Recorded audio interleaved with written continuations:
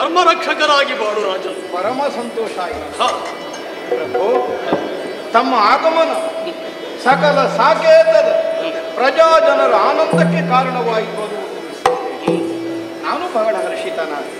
ಆದರದಿಂದಲೇ ಕರೆತಂದು ದರ್ಭಾಸನವನ್ನು ಇರಿಸಿ ಅರ್ಘ್ಯಪಾದ್ಯಾದ ಉಪಚಾರವನ್ನು ಒದಗಿಸಿ ಯಥಾಸಾಧ್ಯ ಎಷ್ಟೋ ಈ ಕಾಲಕ್ಕೆ ಅಂತಹ ಉಪಚಾರವನ್ನು ನಾನು ಎಸಗಿದ್ದೇನೆ. ಆದರೆ ಪ್ರಮಾದವಶಾತ್ ಅಜ್ಞಾನದಿಂದ ಏನಾದರೂ ಕುಂದುಕೊರತೆಗಳಿದ್ದರೆ ಅದೆಲ್ಲವನ್ನು ಬಿಟ್ಟು ಕಳೆದು ನಮ್ಮ ಹೃದಯವಾಗುವಾಗ ಆಶೀರ್ವಾದ ಮಾಡುತ್ತೇನೆ. ಗೃಹಸ್ಥ ಧರ್ಮಿಯಾಗಿ ಸನ್ಯಾಸಿಗಳನ್ನು ಋಷಿಗಳ ಯಾವ ರೀತಿಯಾಗಿ ಆಧರಿಸಬೇಕು ಎನ್ನುವುದನ್ನು ನೀನು ಮಾಡಿ ತೋರಿಸಿದ್ದೇನೆ. ಅತ್ಯಂತ ಸಂತುಷ್ಟನಾಗಿದ್ದೇನೆ ಚಕ್ರವರ್ತಿ. ಮುನಿವರ್ಯ, ತಮ್ಮಂತವರ ಆಗಮನ ಆನಂದದಾಯಕ ಯಾಕೆ? ಪರಾರ್ಥಕ್ಕಾಗಿ ಸದಾಕಾಲ ಸಾಧನೆಯನ್ನು ಎಸಗುತ್ತಾ ಲೋಕಹಿತವನ್ನು ಸಾಧಿಸುವಂತಹ ಮಹಾನುಭಾವರುಗಳು ತಾವು ಒಂದು ಕಾಲದಲ್ಲಿ ಸಿಂಹಾಸನಾರೋಹಣವನ್ನು ಮಾಡಿ ಪ್ರಜಾಶಾಸನವನ್ನು ಮಾಡುವಂತಹ ಅರ್ಹತೆಯನ್ನು ಹೊಂದಿದ್ದ ತಾವು ಕೈಗೊಂಡಂತಹ ಒಂದು ನಿರ್ಣಯಕ್ಕೆ ಬೇಕಾಗಿ ಸಕಲ ಸುಖ ಭೋಗಗಳನ್ನೆಲ್ಲ ತ್ಯಜಿಸಿ ಕಠೋರವಾದ ತಪಸ್ಸಿನ ಮೂಲಕವಾಗಿ ಸಾಧನೆಯ ತುತ್ತಬುದ್ಧಿಯನ್ನು ಏರಿ ನಿಂತು ಒಬ್ಬ ಪುರುಷ ಪ್ರಯತ್ನದ ಮೂಲಕವಾಗಿ ಏರುವ ಎತ್ತರವನ್ನು ಎಷ್ಟನ್ನು ಹೊಂದುವುದಕ್ಕೆ ಸಾಧ್ಯವಾಗುತ್ತದೆ ಅನ್ನುವುದಕ್ಕೆ ಆದರ್ಶವಾಗಿ ಪ್ರಪಂಚದಲ್ಲಿ ಕಾಣಿಸಿಕೊಂಡ ಮಹಾನುಭಾವ. ರಾಜನಾಗಿ, ರಾಜರ್ಷಿಯಾಗಿ, ದೇವರ್ಷಿಯಾಗಿ, ಈಗ ಮಂತ್ರದ್ರಷ್ಟಾರನಾಗಿ ಎಲ್ಲ ಅನುಭವಗಳನ್ನು ಹೊಂದುತ್ತಾ ಇದ್ದೇನೆ. ಅಂತವರಿಂದಿನ ದಿನ ಬಂದಿದ್ದೀರಿ ಅನ್ನುವುದು ಮನಸ್ಸಿಗೆ ಸಂತೋಷವಾಗಿದೆ. ಉದ್ದೇಶವಿಲ್ಲದೆ ತಾವು ದಯಮಾಡಿಸುವವರಲ್ಲ. ಇಲ್ಲ, ಸಿದ್ಧಾಶ್ರಮ ನಮಗೆ ಬಹಳ ದೂರ ಅಲ್ಲ. ಆದ್ರೂ ಆಗಾಗ ತಾವಿಲ್ಲಿಗೆ ಬಂದು ದರ್ಶನ ಕೊಟ್ಟದ್ದಕ್ಕೆ ಇತಿಹಾಸ ಇದೆ. ಹಿಂದಿನ ದಿವಸ ಬಂದಿದ್ದೀರಿ ಅಂತಾದ್ರೆ ಏನೋ ಒಂದು ಉದ್ದೇಶ ಇರಿಸಿ ಬಂದಿರಬೇಕು. ಅಪೇಕ್ಷೆ ಏನು ಹೇಳಿದ್ರೆ ನಡೆಸಿಕೊಡುವುದಕ್ಕೆ ದಶರಥ ಸಿದ್ಧನಿದ್ದ. ಯಾವುದನ್ನು ನಾನು ಆಶಿಸಿದ್ದೇನೋ ಅದೇ ಮಾತುಗಳು ನಿನ್ನಿಂದ ಬಂತು ಅಂತಾದ್ರೆ ಮನಸ್ಸಿನ ಸಂಕಲ್ಪವನ್ನು ಹೇಳುವುದಕ್ಕೆ ರಾಜನ್ ಕೇಳು ಎನ್ನ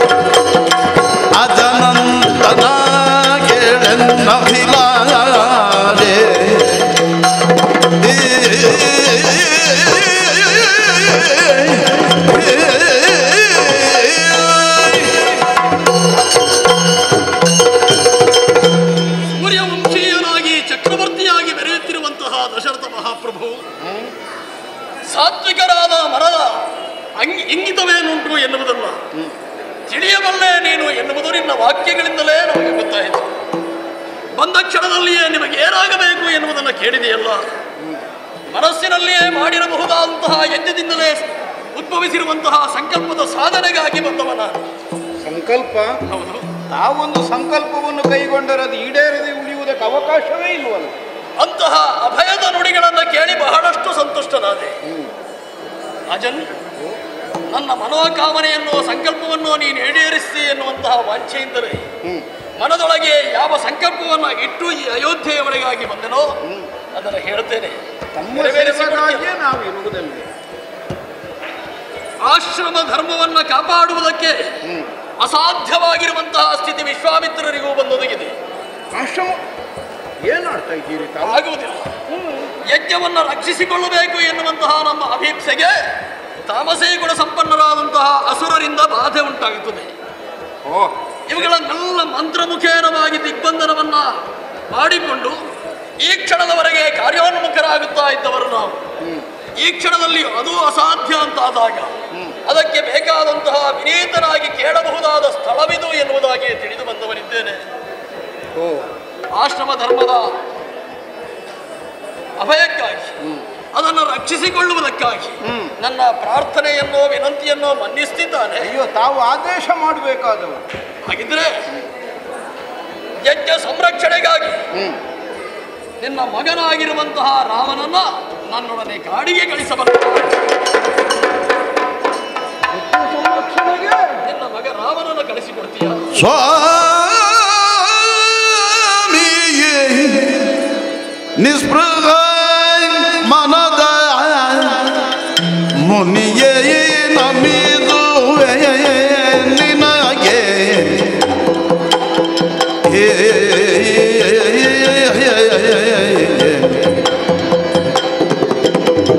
ಸ್ವಾಮಿ ನಿಸ್ಪೃಹ ಮನದ ಮುನಿಯೇ ನಮಿದುವೆ ನಿನಗೆ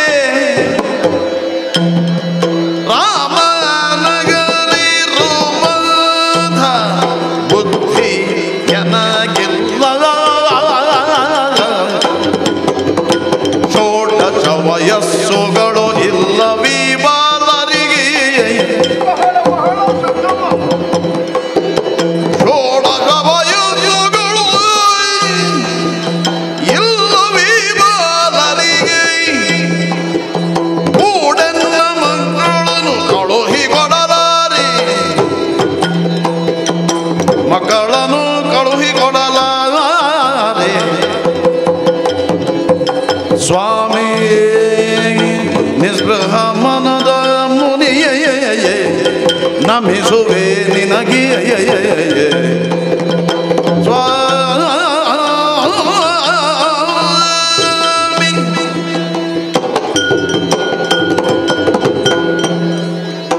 ರಾಮನನ್ನ ಪೂಜ್ಯರೇ, ಯಾಕೆ? ಮತ್ತೊಮ್ಮೆ ಆ ವಾಕ್ಯವನ್ನು ಕೇಳುವಂತಹ ಸಾಮರ್ಥ್ಯ ಇಲ್ಲ ಈ ದಶರಥನಿಗೆ. ಯಾವ ವಾಕ್ಯವಾದರೂ ನೆರವೇರಿಸಿಕೊಡುತ್ತೇನೆ ಅಂತ ಅಭಯ ವಚನವನ್ನು ಆಡಿದವನಲ್ಲವೇ ನೀನು? ಆಡಿದ್ದೆ, ಆದರೆ ಕಾರ್ಯಕಾರಿಗಳ ಘನತೆಯನ್ನು ಅರಿಯದೇ ಇದ್ದವರುಗಳಲ್ಲ ತಾವು. ಒಬ್ಬನ ಸಾಮರ್ಥ್ಯವನ್ನು ಮಿತಿಯನ್ನು ಗುರುತಿಸುವಂತಹ ವಿವೇಕ ಇಲ್ಲದೇ ಇಲ್ಲ ನಿಮಗೆ. ಏನು ಸ್ವಾಮಿ, ಮಕ್ಕಳಾಟಿಕೆಯ ಮಾತಾಡಿದ್ರಿ? ಯಾಕೆ? ಅಲ್ಲ, ಯಥಾರ್ಥವಾಗಿ ಇದನ್ನೇ ಕೇಳಿದ್ರಿ. ಮಗನಾದ ರಾಮ, ಅಯ್ಯೋ, ನಿಗ್ರಹಾನುಗ್ರಹ ಸಾಮರ್ಥ್ಯವನ್ನು ಹೊಂದಿದಂತಹ ನಿಮ್ಮ ಯಾಗಕ್ಕೆ ದುಷ್ಟರಾಕ್ಷಸರಿಂದ ಬಂದೊದಗುವಂತಹ ಕಂಟಕವನ್ನು ಪರಿಹರಿಸಿ ಅದಕ್ಕೊಂದು ಸರಿಯಾದ ರಕ್ಷಣೆಯನ್ನು ಒದಗಿಸಿಕೊಡುವುದಕ್ಕೆ ಅವನು ಈಗ ಸಮರ್ಥನೆ ಹೇಳಿ ಇನ್ನೂ 16 ವರ್ಷ ಅವನಿಗೆ ಬರಲಿಲ್ಲ. ಊನ ಷೋಡಶ ವರ್ಷ, 15 ವರ್ಷ ಆಯಿತಷ್ಟೇ ಹುಡುಗನಿಗೆ. ಅಂತಹ ಎಳೆಯವನನ್ನು ಘೋರ ರಾಕ್ಷಸರಿಂದ ಬಾಧಿಸಲ್ಪಡುತ್ತಿರುವಂತಹ ಯಾಗದ ಸಂರಕ್ಷಣೆಗಾಗಿ ಕಳುಹಿದರೆ, ಅಯ್ಯೋ, ಬಹುಕಾಲದಿಂದ ಸಂತಾನವಿಲ್ಲದೆ ನನ್ನ ಬದುಕೆ ಬರಡಾಗಿ ಹೋಯಿತೆ ಅಂತ ನಾನು ಕಣ್ಣೀರು ಹಾಕಿದರೆ ದೈವಾನುಗ್ರಹದ ಮೂಲಕವಾಗಿ 4 ಮಂದಿ ಮಕ್ಕಳು ಸಂಚರಿಸಿದರು. ಆ ಹಾಲ ಹಸುಳೆಗಳನ್ನು ಕೂಡರಾದಂತಹ ರಕ್ಕಸರ ಮುಂಭಾಗದಲ್ಲಿ ಅವರಿಗೆ ಆಹಾರವಾಗಿ ಒದಗಿಸಿಕೊಡಬೇಕು ಅನ್ನುವಂತಹ ನಿಷ್ಠೂರದ ವಾಕ್ಯವನ್ನು ಇಲ್ಲ ಸ್ವಾಮಿ, ಯೋಚಿಸಬೇಡಿ. ನನಗೆ ನನ್ನ ಗಮನಕ್ಕೆ ಬಾರದೇ ಹೋಯಿತು. ಕಾನನದಲ್ಲಿರುವ ಋಷಿಮುನಿಗಳ ಧರ್ಮ ಕರ್ಮಗಳನ್ನು ಸರಾಗವಾಗಿ ಸಂರಕ್ಷಿಸಿಕೊಂಡು ಬರಬೇಕಾದ ಹೊಣೆ ಸಿಂಹಾಸನಾರೋಹಣವನ್ನು ಮಾಡಿದ ಪ್ರಭುವಿಗಿದೆ. ಬಹುಶಃ ವೈಯಕ್ತಿಕವಾದ ಅನಿಷ್ಟಗಳು, ನೋವು, ಇದರ ಮೂಲಕವಾಗಿ ನಾನು ಕರ್ತವ್ಯದಲ್ಲಿ ಸ್ವಲ್ಪ ಹಿಂದುಳಿದನೋ ಏನು, ಯೋಚನೆ ಬೇಡ. ಅಕ್ಷೋಹಿಣಿ ಸಂಖ್ಯಾಕವಾದ ಸೇನೆ ಉಂಟು. ಸೇನೆ ಕೂಡಿಕೊಂಡು ಮುದುಕನಾದ್ರೂ ತೊಂದರೆ ಇಲ್ಲ. ನಾನು ಮೋಸ ಮಾಡಿದ್ರೆ ನನಗೆ ಹುಮ್ಮಸ ಬರ್ತದೆ. ಎಷ್ಟು ವಿಲಪಿಸ್ತಾ ಇದ್ದಿ? ಕ್ಷತ್ರಿಯನಾಗಿ ಮಾಡಬೇಕಾದ ಕರ್ತವ್ಯ ಒಂದು ಕಡೆಯಲ್ಲಿ ನಿನ್ನನ್ನು ಎಚ್ಚರಗೊಳಿಸಿದರೆ ಮಗನಾದವನನ್ನು ಕಳಿಸಬೇಕು ಎನ್ನುವಂತಹ ದುಃಖ ನಿನ್ನಲ್ಲಿ. ಹೇಗೆ ಮಗನಿಲ್ಲದಂತಹ ನೀನು ಪುತ್ರ ಕಾಮದ ಮೂಲಕವಾಗಿ ಪುತ್ರಕಾಮೇಷ್ಟಿಯಿಂದ ರಾಮನನ್ನು ಪಡೆದೆಯೋ ಹಾಗೆಯೇ ಪ್ರಪಂಚ ಮುಖಕ್ಕೆ ಅನಿವಾರ್ಯವಾದದ್ದನ್ನು ಪಡೆಯಬೇಕು ಎನ್ನುವ ಕಾರಣದಿಂದ ಶಿಷ್ಯಕಾಮವನ್ನು ಮಾಡಿ ಶಿಷ್ಯಕಾಮದ ಇಷ್ಟಿಯಲ್ಲಿ ಒದಗಿ ಬಂದವ ಈ ಪ್ರಪಂಚ ಮುಖಕ್ಕೆ ರಾಮ ಎನ್ನುವುದನ್ನು ತಿಳಿದುಕೊಂಡವ ನಾನು. ಹಾಗಾಗಿ ಅವನನ್ನು ಅಪೇಕ್ಷಿಸಿದ್ದೇನೆ. 10 ವರ್ಷ ಹೋಗಿ 25 ವರ್ಷ ಅಲ್ಲ. ಈಗ ರಾಮನನ್ನು ಏನು ವಾಕ್ಯವಿದ್ರು ಕಳಿಸಿಕೊಡ್ತೇನೆ ಅಂತ ಹೇಳಿದವ ನೀನಲ್ವೋ, ಈಗ ಅದನ್ನು ಉಳಿದು ಬೇರೆ ಆಡ್ತೀನಿ. ಭೂಮಿ ಪಾದ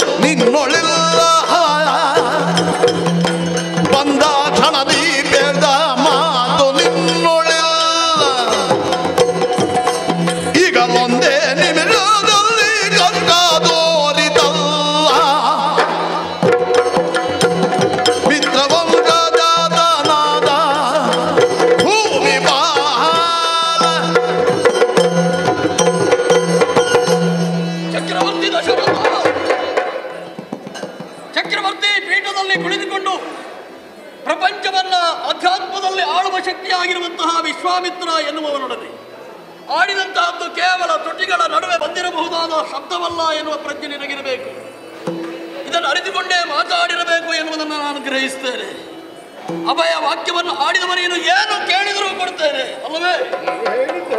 ಕೇವಲ ಒಂದು ನುಡಿಗಾಗಿ ಅದನ್ನು ನಡೆಸುವುದಕ್ಕಾಗಿ ತನ್ನ ಜೀವನವನ್ನೇ ಸವೆಸಿದಂತಹ ಸತ್ಯ ಹರಿಶ್ಚಂದ್ರನ ವಂಶದಲ್ಲಿ ಉದಿಸಿ ಬಂದವ ನೀನು, ರಘು ಮಹಾರಾಜರಂತವರ ವಂಶದಲ್ಲಿ ಉದಿಸಿ ಬಂದವನು ನೀನು ಎನ್ನುವ ಕಾರಣದಿಂದಲೇ ಎಲ್ಲರಿಗೂ ಅಭಯ ಹಸ್ತನಾದಂತಹ ವಿಶ್ವಾಮಿತ್ರ ಯೋಚನೆ ಮಾಡಿ ಯಾಚಕನಾಗಿ ನಿನ್ನ ಸನ್ನಿಧಾನದಲ್ಲಿ ನಿಂತವ.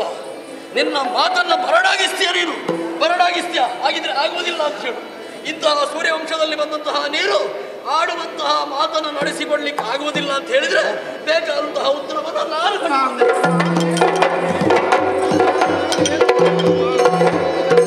ಅಜಕುಮಾರ ಹೀರ ವೀರ ಬಹು ವಿಕ್ರಮ ಹೀರ ವೀರ ಬಹು ವಿಕ್ರಮ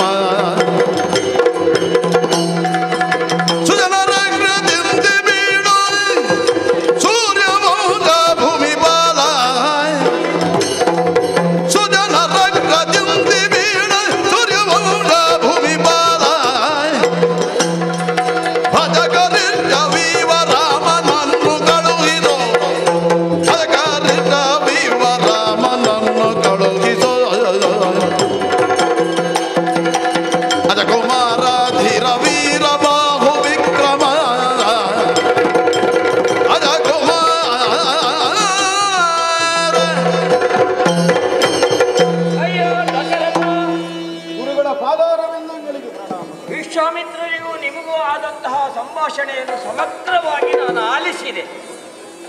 ನಿನ್ನ ಮಕ್ಕಳಾದಂತಹ ರಾಮಲಕ್ಷ್ಮಣರನ್ನು ಕಳಿಸಿಕೊಡುವುದಕ್ಕೆ ಕೇಳಿಕೊಂಡದ್ದು.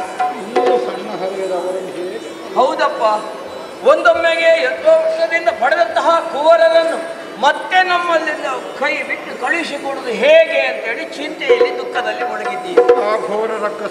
ಏನು ಮಾಡ್ತಾರೆ? ಹೌದು, ಇದೆಲ್ಲ ಚಿಂತನೆಯಾಗಿಯೇ ಉಳಿದುತ್ತಲ್ಲದೆ ಪರಿಹಾರವಾಗುವುದಿಲ್ವಲ್ಲ. ಅಯ್ಯ ದಶರಥ, ಈಗಲೇ ಹೇಳ್ತಿದ್ದೆ, ವಿಶ್ವಾಮಿತ್ರರು ಸಾಮಾನ್ಯರಲ್ಲ, ಮಹಾ ತಪಸ್ವಿಗಳು. ನಿನಗೆ ಹುಟ್ಟಿದಂತಹ ಮಕ್ಕಳಾದ ರಾಮ ಲಕ್ಷ್ಮಣರಿಂದ ಮುಂದೆ ಲೋಕಕ್ಕೆ ಸುಭಿಕ್ಷವನ್ನು, ಲೋಕಕ್ಕೆ ಕಲ್ಯಾಣವನ್ನು ಮಾಡಿಸುವುದಕ್ಕಾಗಿದೆ.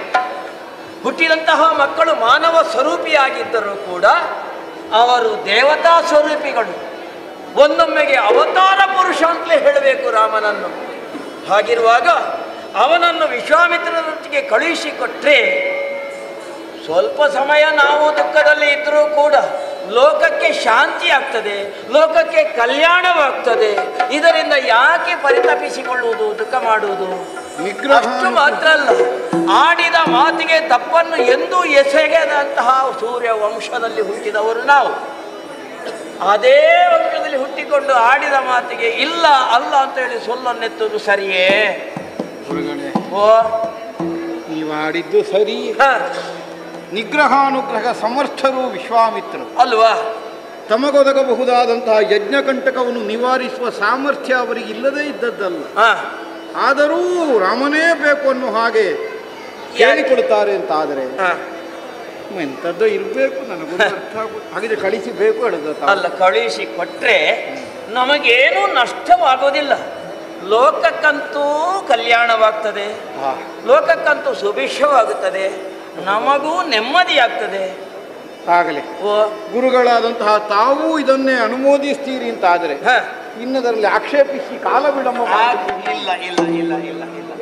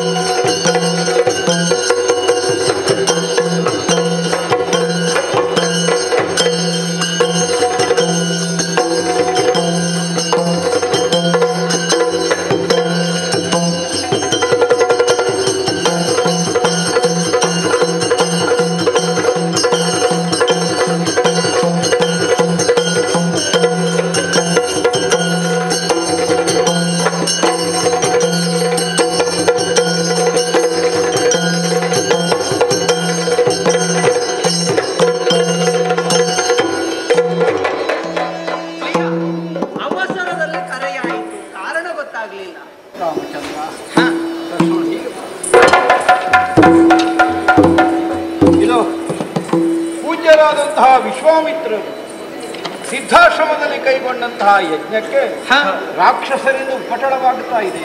ಹೌದೇ? ಯಜ್ಞ ಸಂರಕ್ಷಣೆಗೆ ಬೇಕಾಗಿ ರಾಮನನ್ನು ನನ್ನೊಂದಿಗೆ ಕಳುಹಿಕೊಡು ಅಂತ ಅವರು ಕೇಳಿದರು.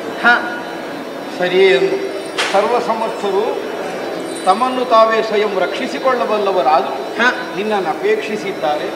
ಒಂದಿಗೆ ಇವನು ಹೊರಟು ನಿಂತಿದ್ದಾರೆ.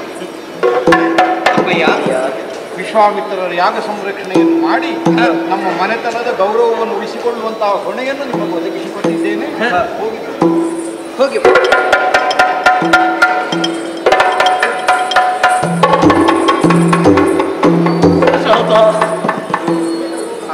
ಏನು ತೊಂದರೆ ಆಗ್ಲಿಕ್ಕಿಲ್ಲಲ್ಲ? ತೊಂದರೆ, ಪ್ರಪಂಚದ ತೊಂದರೆಯನ್ನು ನೀಗುವುದಕ್ಕಾಗಿಯೇ ರಾಮನನ್ನು ಪರಿಗ್ರಹಿಸ್ತಾ ಇದ್ದೇನೆ ಶಿಷ್ಯನನ್ನಾಗಿ. ಇದು ಯಾಗ ಮುಗಿದ ತಕ್ಷಣ ಈ ಕಡೆಗೆ ಯಾಗವನ್ನು ಸಂಪನ್ನಗೊಳಿಸಿದ ಕ್ಷಣದಲ್ಲಿ ಅವರು ಇಲ್ಲಿ ಸಂಪನ್ನರಾಗುತ್ತಾರೆ. ಒಟ್ಟು ಕಲ್ಯಾಣ ಆದ್ರೆ ಆದಿತ್ತು ದಶರಥ. ಸರಿ, ಜೀವನದ ಧನ್ಯತೆಯ ಕ್ಷಣವನ್ನು ಅನುಭವಿಸ್ತಾ ಇರು. ಅರೆ ಕ್ಷಣದಲ್ಲಿ ಎಲ್ಲವೂ ನಿರೀಕ್ಷೆಯಲ್ಲಿ ಇರ್ತೇವೆ.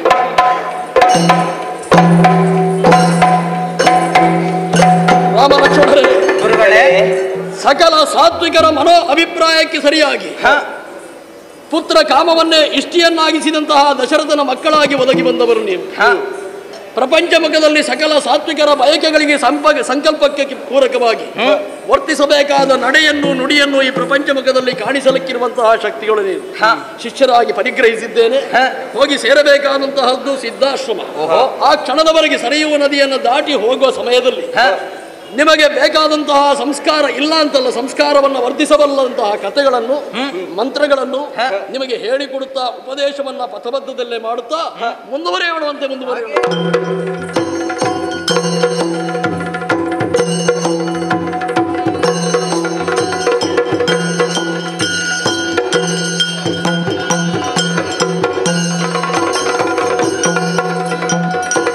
ಶ್ರೀರಾಮ ಲಕ್ಷ್ಮಣ ದೇವಿ ಶರೀರಾಗಿ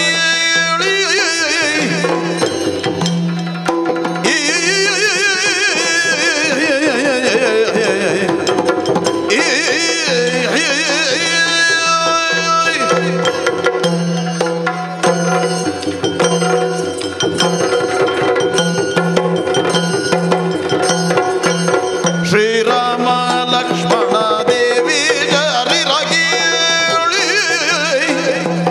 ಸಾರಿದರಿ ಬರಿ ಮುಂದೆ ದಾರಿ ಬಾಣ ವಿಗ್ಗಳವಯ್ಯ ದಾರಿ ಭಾಷಾಣ ವಿಗ್ಗಳವಯ್ಯ ಬಲು ಭಯ ಬೀರುತ್ತಲಿಹುದು ಕಣ್ಮನಗೆ ಶ್ರೀರಾಮ ಲಕ್ಷ್ಮಣ ದೇವಿ ಶರೀರ ಕೇಳಿ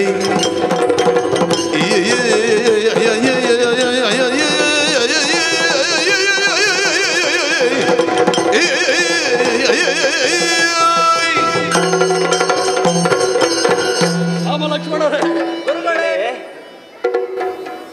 ಅಯೋಧ್ಯೆಯನ್ನ ಬಿಟ್ಟು ಸರಯೂ ನದಿಯನ್ನ ಕ್ರಮಿಸಿ ಅದೆಷ್ಟೋ ದೂರಗಳ ಕಾಲಾಂತರದಲ್ಲಿ ಕಾಲ್ನಡಿಗೆಯಲ್ಲೇ ಬಂದವರು ನಾವು. ನಿಜ. ಪಥ ಮಧ್ಯದಲ್ಲಿ ಒದಗಿ ಬರಬಹುದಾದಂತಹ ಭೂಪ್ರದೇಶದ ವಿಶೇಷತೆಗಳನ್ನ, ಅದರ ಹಿನ್ನೆಲೆಯಲ್ಲಿರಬಹುದಾದಂತಹ ಕಥೆಗಳನ್ನ ನಿಮಗೆ ಹೇಳುತ್ತಾ ಹೇಳುತ್ತಾ ಸಂಸ್ಕಾರ ರೂಪವಾಗಿ ಕಥೆಗಳನ್ನ ಹೇಳುತ್ತಾ ಬಂದವ. ಎಲ್ಲವನ್ನು ಕೇಳುತ್ತಾ ಇದ್ದೆ. ಈ ಕ್ಷಣದವರೆಗೆ ಬರುವ ಸಮಯದಲ್ಲಿಯೇ ನಿಮಗೆ ಉಪದೇಶಾಮೃತವನ್ನು ಒದಗಿಸಿಕೊಟ್ಟವ ನಾನಿದ್ದೇನೆ. ಮಂತ್ರಗಳ ಮೂಲಕವಾಗಿಯೇ ಹಸಿವು ತ್ರಿಶವೆಗಳನ್ನ ನೀಗಿಸಿಕೊಂಡು ಪಥದ ಆಯಾಸವನ್ನ ನೀಗಿಸಿಕೊಳ್ಳುವುದು ಹೇಗೆ ಎನ್ನುವುದನ್ನು ಕೂಡ ಉಪದೇಶಿಸಿದವನಿದ್ದೇನೆ. ಈ ಕಾಂತಾರದವರೆಗೆ ಆಗಿ ಬಂದು ನಿಂತವರು ನಾವು ನೋಡ್ತಾ ಇದ್ದೀರಲ್ಲ. ಹೌದು, ಭೀಷಣವಾದಂತಹ ಕಾಡೊಂದು ಕಾಡುತ್ತಾ ಇದೆ. ನಿಜ. ಈ ಪ್ರದೇಶಕ್ಕೊಂದು ಹಿನ್ನೆಲೆ ಇದೆ ವತ್ಸರೇ. ಏನು ಗುರುಗಳೇ? ಅರ್ಭಕರೇ, ಈ ಹಿಂದೆ ಪ್ರಪಂಚವನ್ನ ಕಾಡುತ್ತಿದ್ದಂತಹ ವೃತ್ರಾಸುರನನ್ನ ವಧೆ ಮಾಡಬೇಕಾದಂತಹ ಅನಿವಾರ್ಯ ಪರಿಸ್ಥಿತಿಯೊಂದು ದೇವೇಂದ್ರನಿಗೆ ಒದಗಿ ಬಂತು. ಓಹೋ. ಆ ಕಾಲದಲ್ಲಿ ದೇವೇಂದ್ರನೇ ಹನನಗೊಳಿಸಬಹುದಾದಂತಹ ವೃತ್ರನನ್ನ ವಧಿಸುವುದಕ್ಕಾಗಿ ತಪೋನಿಷ್ಠನಾದಂತಹ ದದೀಚಿಯ ಎಲುಬನ್ನೇ ಪಡೆದು ಅದನ್ನೇ ವಜ್ರಾಯುಧವನ್ನಾಗಿಸಿಕೊಂಡು ವೃತ್ರರನ್ನ ಹನನಗೊಳಿಸಬೇಕು ಎನ್ನುವಂತಹ ಸದಿಚ್ಛೆಯಿಂದ ಸಂಕಲ್ಪದಿಂದ ಹೊರಟು ನಿಂತವ. ಆ ಕಾಲದಲ್ಲಿ ವೃತ್ರಾಸುರರು ಯುದ್ಧ ಮಾಡುತ್ತಿದ್ದಂತಹ ಸಂದರ್ಭದಲ್ಲಿ ಇಂದ್ರನ ಬಾಯಿಯೊಳಗೆ ಹೋದ.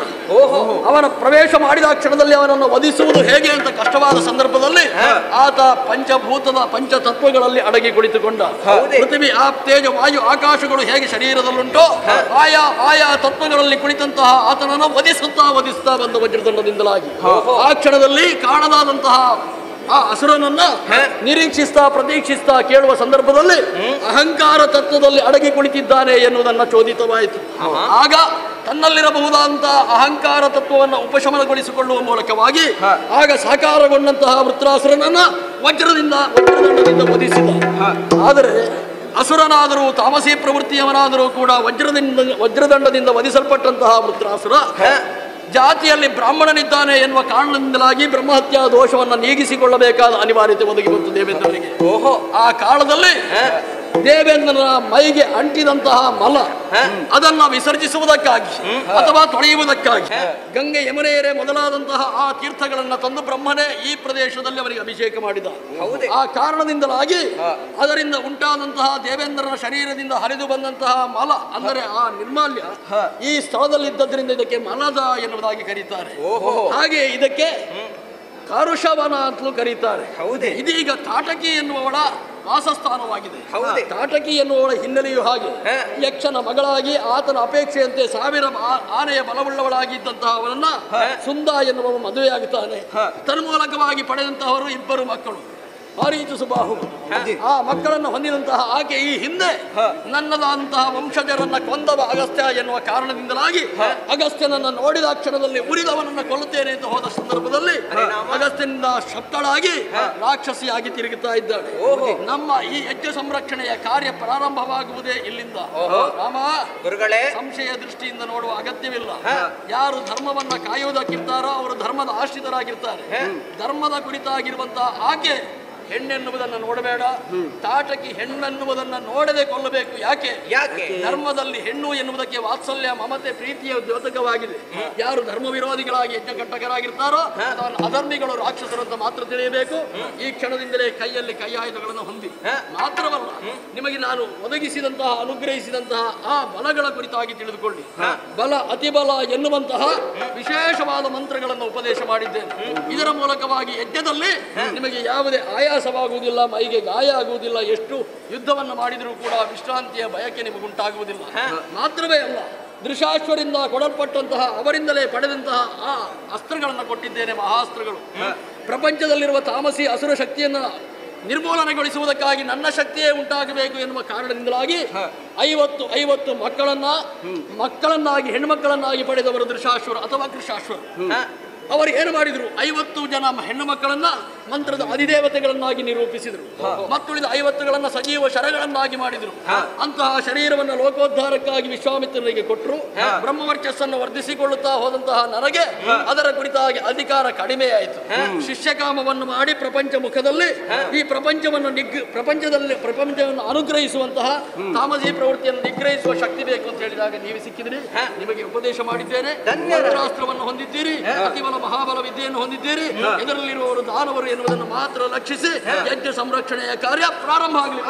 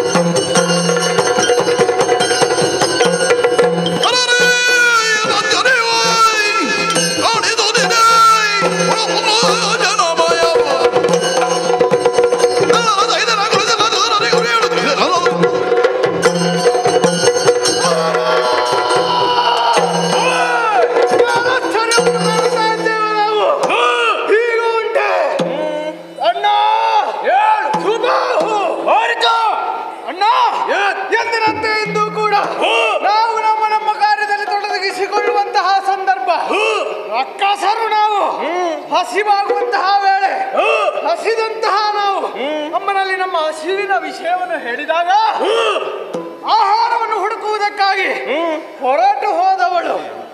ಆದರೆ ಪರಿಣಾಮ ಯಾರೋ ಇಬ್ಬರು ಹುಡುಗರು ಆಕೆಯನ್ನು ಕೊಂದಿದ್ದಾರಂತೆ. ಶಿವನು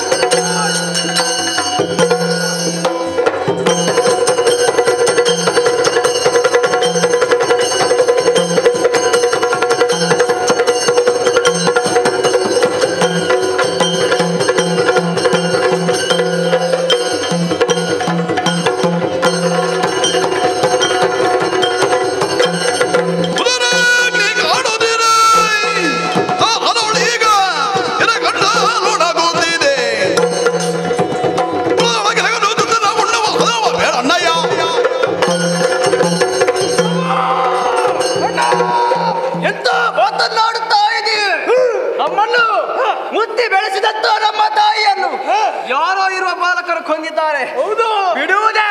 ಏನು ಮಾಡುವುದು? ಹಸಿವಾಗ್ತುಂಟು, ಒಂದು ತಿಂದು ಮುಗಿಸುವ.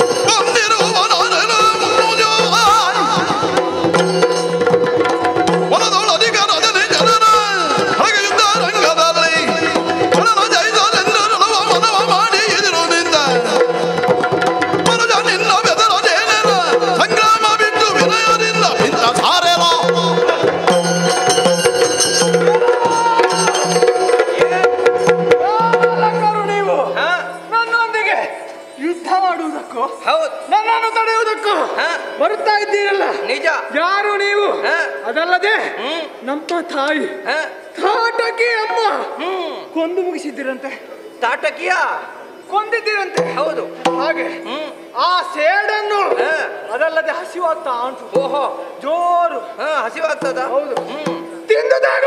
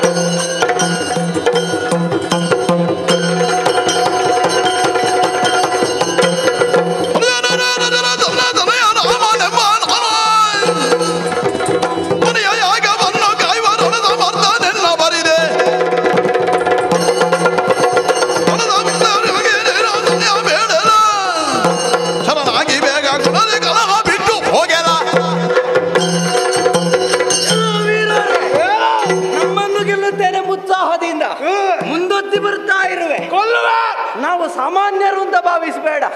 ಅಯೋಧ್ಯೆಯನ್ನು ಆಳುವಂತಹ ದಶರಥ ಚಕ್ರವರ್ತಿಯ ಮಕ್ಕಳು. ನಾನೇ ರಾಮ, ಇವನೇ ಲಕ್ಷ್ಮಣ. ಇಲ್ಲ, ಮುನಿಯ ಯಾಗದ ಸಂರಕ್ಷಣೆಗಾಗಿ ಬಂದಿದ್ದೇವೆ. ವೀರತನವನ್ನು ತೋರಿಸುವುದಕ್ಕೆ ಬಂದ್ರ ಹಿಡಿದ ಬಾಣದಿಂದ ಪ್ರಾಣ ತೆಗೆದ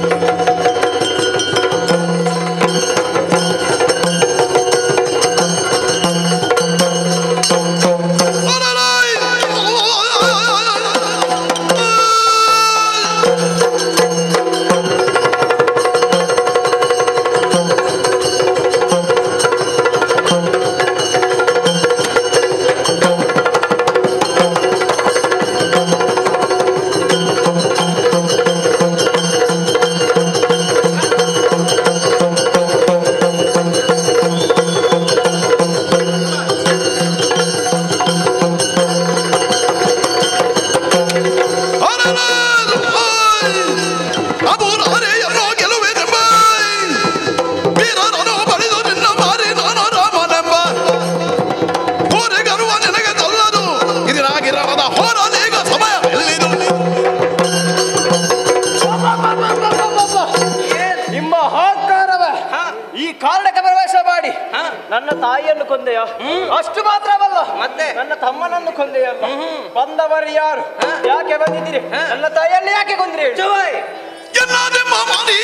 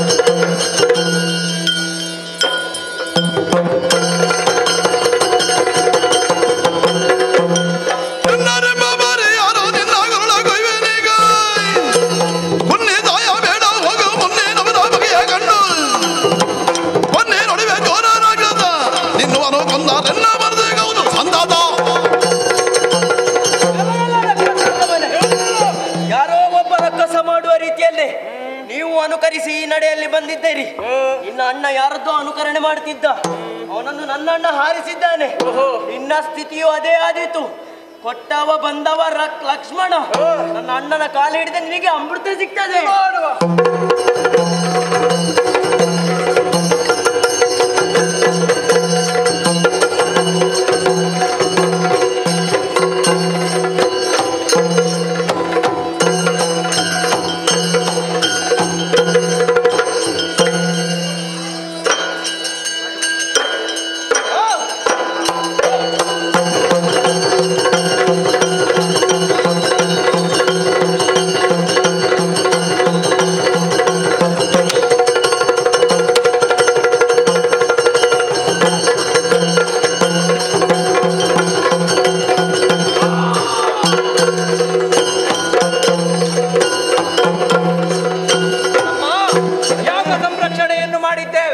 ಈ ವಿಚಾರ ಗುರುಗಳಲ್ಲಿ ಹೇಳಬೇಕು.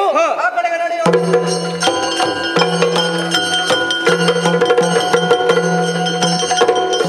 ಲಕ್ಷ್ಮಣ ನಿಂದೆಂದು ಬೀಳೆ ಭೂಪಾಲ ದಾನ ಗಣದಲ್ಲಿ ಬಂದು ಕೈಗೆಯ ಕಂಡ ಲಕ್ಷ್ಮಣ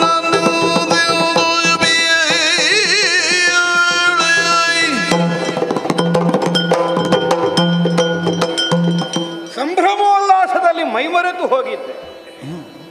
ಆದರೆ ಪ್ರಸಕ್ತ ಒದಗಿದಂತಹ ಸನ್ನಿವೇಶ ಆತಂಕಕ್ಕೆ ಕಾರಣವಾಗಿದೆ. ಯಜ್ಞ ಸಂರಕ್ಷಣೆಗಾಗಿ ಹೋದಂತಹ ರಾಮಲಕ್ಷ್ಮಣರು ಅಹಲ್ಯೋದ್ಧಾರವನ್ನು ಮಾಡಿದ, ಶಿವಧನುರ್ಭಂಗವನ್ನು ಮಾಡಿದ, ಸೀತಾ ಕಲ್ಯಾಣದೊಂದಿಗೆ ಮಿಕ್ಕುಳಿದ 3 ಮಂದಿ ಮಕ್ಕಳಿಗೂ ಮದುವೆ ಆಯಿತು. ಅಯೋಧ್ಯೆಯನ್ನು ಸೇರುವ ದಾರಿಯಲ್ಲಿ ಬಂದಂತಹ ಪರಶುರಾಮರ ಗರ್ಭೋಪಹಾರ ಆಯಿತು. 10-12 ವರ್ಷಗಳು ಸುಖದಿಂದ ಅಯೋಧ್ಯೆಯಲ್ಲಿ ಸೀತಾರಾಮರು ಜೀವನ ನಡೆಸಿದ್ದು ಆಯಿತು. ಆದಷ್ಟು ಶೀಘ್ರವಾಗಿ ಪಟ್ಟಬಂಧ ಮಹೋತ್ಸವವನ್ನು ರಾಮನಿಗೆ ಎಸಗಿ ಬಿಡೋಣ. ಕಾಣಿಸಿದ ದುಸ್ವಪ್ನ ಕಾರಣದಿಂದಲೇ ಭಯಗೊಂಡು ಮುಹೂರ್ತವನ್ನು ನಿರ್ಣಯಿಸಿ ಸಕಲ ವ್ಯವಸ್ಥೆಯನ್ನು ಗೊಳಿಸಿ ಇನ್ನೇನು ಸಿಂಹಾಸನಾರೋಹಣವನ್ನು ಮಾಡಬೇಕಿತ್ತು ಮಗ ರಾಮಚಂದ್ರ.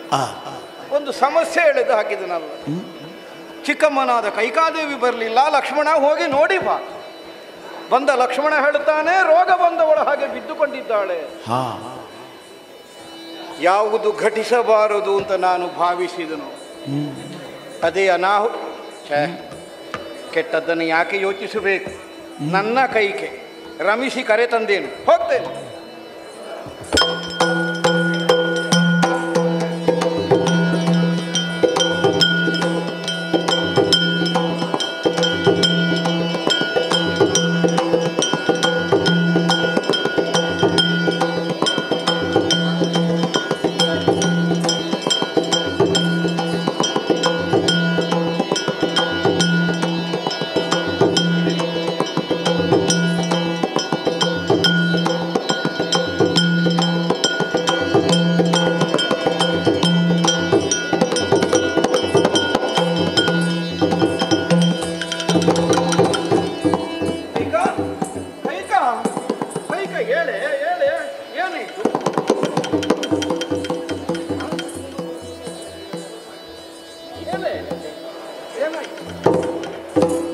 ಏನಾಯಿತು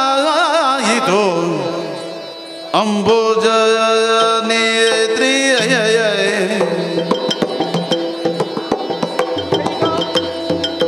ಮಾನಿನಿಯರ ಮೌಳಿ ಏನಾಯಿತು ಅಂಬುಜ ನೇತ್ರಿ ಮಾನಿನಿಯರ ಮೌಳಿ ನೀನೇ ಹಿಂದಿರುತ್ತಿರ್ತೆ ಹೇಳಬೇಕೀಗ ನಗೆ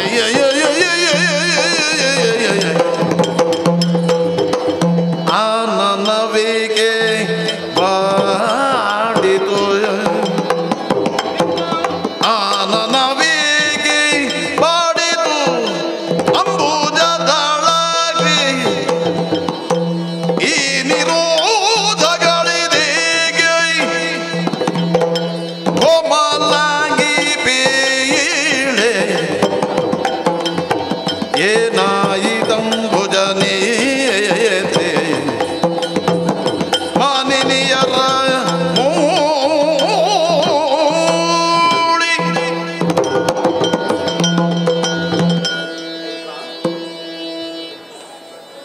ಹೇಳಿ ನಿನ್ನ ಅವಸ್ಥೆಯನ್ನು ನೋಡಿದರೆ ನನಗೆ ವಿಷಾದ. ಏನಾಗಿದೆ? ಅಲಂಕಾರ ಪ್ರಿಯೆಯಾದ ನೀನು ಅನವರತವು ನನ್ನನ್ನು ಎದುರುಗೊಳ್ಳುವುದಕ್ಕಾಗಿ ನನ್ನ ಆಗಮನದ ನಿರೀಕ್ಷೆಯಲ್ಲಿ ಸರ್ವಾಲಂಕಾರ ಭೂಷಿತೆಯಾಗಿ ಒದಗುತ್ತಾ ಇದ್ದವಳು. ಹಣೆಯ ತಿಲಕ ಮಾಸಿದೆ, ಕೂದಲು ಕೆದರಿ ಹಾಕಿಕೊಂಡಿದ್ದೆ, ಮಾಸಿದ ವಸನವನ್ನುಂಟು ಹುಡಿ ದೂರದಲ್ಲಿ ಹೊರಡಾಡ್ತಾ ಇದ್ದೆ. ಸಾಕು ಇಷ್ಟು ಅಂತ.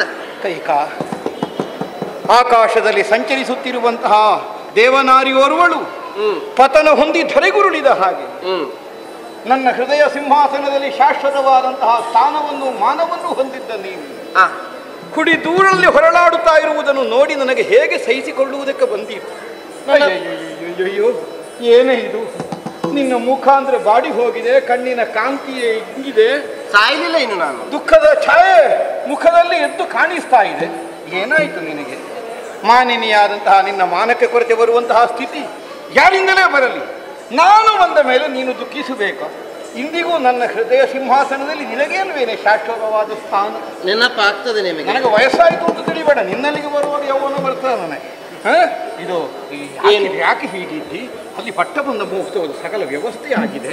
ಮಗನಾದಂತಹ ರಾಮಚಂದ್ರ ಸಿಂಹಾಸನಾರೋಹಣವನ್ನು ಮಾಡುವ ಚಂದವನ್ನು ನೋಡುವುದಕ್ಕಾಗಿ ಅಯೋಧ್ಯೆಯ ಪ್ರಜಾವರ್ಗ, ನಮ್ಮ ಸಾಮಂತರು ಎಲ್ಲರೂ ನಿರೀಕ್ಷೆಯ ಕಣ್ಣುಗಳಿಂದ ಕಾಯ್ತಾ ಇದ್ದಾರೆ. ಆ ಶುಭಾವಸರದಲ್ಲಿ ಸರ್ವಾಲಂಕಾರದಿಂದ ಒಪ್ಪಿ ನೀನಲ್ಲಿ ಭಾಗವಹಿಸಬೇಕಿತ್ತು. ಅದಕ್ಕೆ ನೋಡಿ, ಹೇಳು ತಲೆಗೆ ಸ್ವಲ್ಪ ಎಣ್ಣೆ ಹಾಕು, ತುರುಪು ಕಟ್ಟು, ಆಮೇಲೆ ಚೆನ್ನಾಗಿ ಬಟ್ಟೆ ಬೀಟ ಮೃತ್ವ ಹೋಗು ಹೋಗು. ಎಲ್ಲಿ ಹೋಗುವ? ಬಟ್ಟ ಯಾರಿಗೆ ಬಟ್ಟ? ನೆನಪಾಯ್ತು ಈಗ ನಿಮ್ಗೆ ನನ್ನದು? ಇನ್ನೊಂದು ಹೊಸತು ಕೇಳುವುದು, ನೀನು ನೆನಪಾಗಬೇಕು ಅಂತಾದ್ರೆ ಮರೆತು ಹೋಗಿರಬೇಡ್ವಾ? ಮರೆತು ಹೋದವರಲ್ಲಿ ಆದ್ರೆ ಕೇಳಬೇಕು ನೆನಪಾಯ್ತು ಅಂತ. ನಿನ್ನನ್ನು ಮರೀಲಿಕ್ಕುಂಟ? ಉಸಿರಾಡುವಷ್ಟೇ ಸಹಜವಾದ. ನಾನು ಭಾವಿಸಿದದನ್ನೇ ಈಗ ಮರೆತು ಹೋಗಿ ಆಗಿದೆ ಅಂತಲೇ ಭಾವಿಸಿದ್ದು. ನೀನು ಯಾಕೆ ಹಾಗೆ ಭಾವಿಸಿದಿ? ಅಲ್ಲ, ನನಗೆ ನೆನಪಿಲ್ಲ. ಯಾರು ಹೇಳಿದ್ನಿ? ಈಗ ನೀವು ಬಂದ ಮೇಲಲ್ಲ ವರ್ತಮಾನ ಸಿಕ್ಕಿದ್ದು. ಈಗ ಹೆಂಡತಿಯನ್ನು ಮರೆಯುವುದು, ಹೆಂಡತಿಯನ್ನು ನೆನಪಿನಲ್ಲಿಟ್ಟುಕೊಳ್ಳುವುದು ಅನ್ನುವುದನ್ನು ನೀನು ಹೇಗೆ ಭಾವಿಸು? ಸದಾ ಹೆಂಡತಿಯ ಜೊತೆಯಲ್ಲೇ ಇದ್ರೆ ಹೆಂಡತಿಯ ನೆನಪು ಅಂತಲೇ ಅರ್ಥವ. ಅದಲ್ಲ, ಕೆಲವು ಗಂಡಸರಿರ್ತಾರೆ ಇರುವುದು ಹೆಂಡತಿ ಒಟ್ಟಿಗೆ, ಬೇರೆಂಥದ್ದು ಮನಸ್ಸಿನಲ್ಲಿ ಯೋಚನೆ ಇರ್ತದೆ. ಇನ್ನು ಕೆಲವರು ಬೇರೆಲ್ಲಿಗೆ ಕೆಲಸಕ್ಕೆ ಹೋದ್ರು ಮನೆಯದ್ದೇ ನೆನಪಿರ್ತಾರೆ. ಈಗ ಇದರಲ್ಲಿ ಯಾವುದು ಬೇಕಾದದ್ದು? ಎಲ್ಲಿ ಹೋದ್ರೆ ಹೆಂಡತಿ ನೆನಪಿರ್ಬೇಕಾಗಲ್ಲ. ನಾನಿಲ್ಲಿ ಬರಲಿಲ್ಲ ಅಂದ ಮಾತ್ರಕ್ಕೆ ನಿನ್ನನ್ನು ಮರೆತಿದ್ದೇನೆ ಅಂತ ಅರ್ಥ ಅಲ್ಲ. ಎಷ್ಟು ನೆನಪಿಟ್ಟಿದ್ದೇನೆ ಅಂದ್ರೆ, ಈಗ ಇನ್ನೊಬ್ಬಾದ್ರೆ ಈ ಅವಸರದಲ್ಲಿ ಖಂಡಿತ ಇಲ್ಲಿಗೆ ಬರ್ತಿರ್ಲಿಲ್ಲ. ಯಾಕೆ ಅಲ್ಲಿ ಅಷ್ಟು ದೊಡ್ಡ ಉತ್ಸವ, ರಾಮನ ಪಟ್ಟಾಭಿಷೇಕ, ತುಂಬಾ ಮಂದಿ ಬಂದಿರ್ಬೋದು ಅಲ್ವಾ? ಅಂತಹದರಲ್ಲಿ ಅದಕ್ಕೆ ನಾನು ಮುಹೂರ್ತಕ್ಕೆ ಸರಿಯಾಗಿ ಅಲ್ಲಿ ಒದಗುವುದಕ್ಕೆ ಹೊರತಾಗಿ ನೀನು ಕಾಣಬೇಕು ಅನ್ನುವಂತಹ ವರ್ತಮಾನವನ್ನು ಕೇಳಿಸಿದ ಕ್ಷಣದಲ್ಲಿ ಇಲ್ಲಿಗೆ ಹೊರಟು ಬರ್ತೇನೆ ಅಂತಾದ್ರೆ ನಿನ್ನಲ್ಲಿ ನಾನೆಷ್ಟು ಪ್ರೀತಿ ಹೊಂದಿದ್ದೇನೆ. ಅಂತೂ ಅತ್ಯದ್ಭುತವಾದ ವಿಶೇಷವಾದ ಸಡಗರಕ್ಕೆ ಸಾಕ್ಷಿಯಾಗುವುದಕ್ಕೆ ನಿಂತಿದೆ ನಮ್ಮ ಈ ಅಯೋಧ್ಯ ನಗರಿ. ಹೌದು, ಸಕಲ ಸಿದ್ಧತೆಗಳನ್ನು ನಿಮ್ಮ ಉಸ್ತುವಾರಿಯಿಂದಲೇ ನೀವು ನೆರವೇರಿಸಿದ್ದೀರಿ. ಎಲ್ಲ ಮಾಡಿದ್ದಾರೆ, ಎಲ್ಲವೂ ನಿಮ್ಮ ಗಮನಕ್ಕೆ ಬಂದಿದೆ. ಪ್ರಭು, ಹಾಗೆ ಬಿದ್ದುಕೊಂಡಿದ್ದೇನೆ. ನೀವೇ ಹೇಳಿದ ಹಾಗೆ ಕೇಶರಾಶಿ ಕೆದರಿಗೊಂಡಿದೆ, ಅಲಂಕಾರ ಶೂನ್ಯಳಾಗಿದ್ದೇನೆ. ಒಂದು ಸಣ್ಣ ಕಾರಣವನ್ನು ಎಳೆಯಾಗಿ ಬಳಸಿ ಘನ ಆಗಬೇಕು ಅಂತ ಇಲ್ಲ.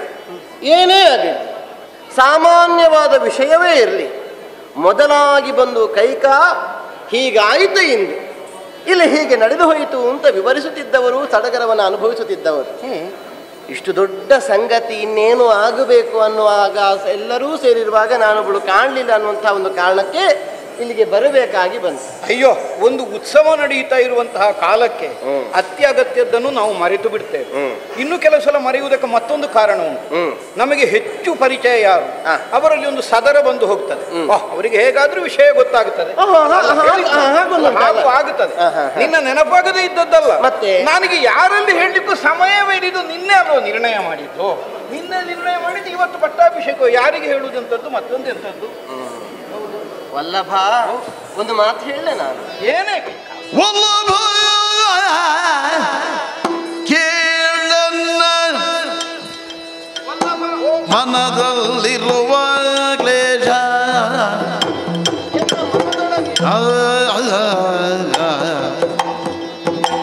ವಲ್ಲಭ ಕೇಳನ್ನ ಮನದಲ್ಲಿರುವ ಕ್ಲೇಶವೆಲ್ಲ ನಿನ್ನೊಡನೆ ಬೇಳ್ವೆ ಕಲ್ಯಾಣ ಗೀಳೋ ಬೇಡವೆಲ್ಲ ನಿನ್ನೊಡನೆ ಬೇಳ್ವೆ ಕಲ್ಯಾಣ ಗೀಳೋ ಬೆಂದೆ ನೀ ಕೊಟ್ಟ ಮಾತೆರಡುಂಟು ಹಿಂದೆ ನೀ ಕೊಟ್ಟ ಮಾತೆರಡುಂಟು ನಿನ್ನ ಮೇಲೆ ಸಂತೋಷವ ಮಾಡಿಕೊಡು ಸಂದೇಹವ ಬಿಟ್ಟು ಸಂತೋಷವ ಮಾಡಿಕೊಡು ಸಂದೇಹವ ಬಿಟ್ಟು ವಲ್ಲಭ ಕೇಳನ್ನ ಮನದಲ್ಲಿರುವ ಕ್ಲೇಶವೆಲ್ಲ ನಿನ್ನೊಡನೆ ಬೀಳ್ವೆ ಕಲ್ಯಾಣಾಂಗ ಕೇಳೋ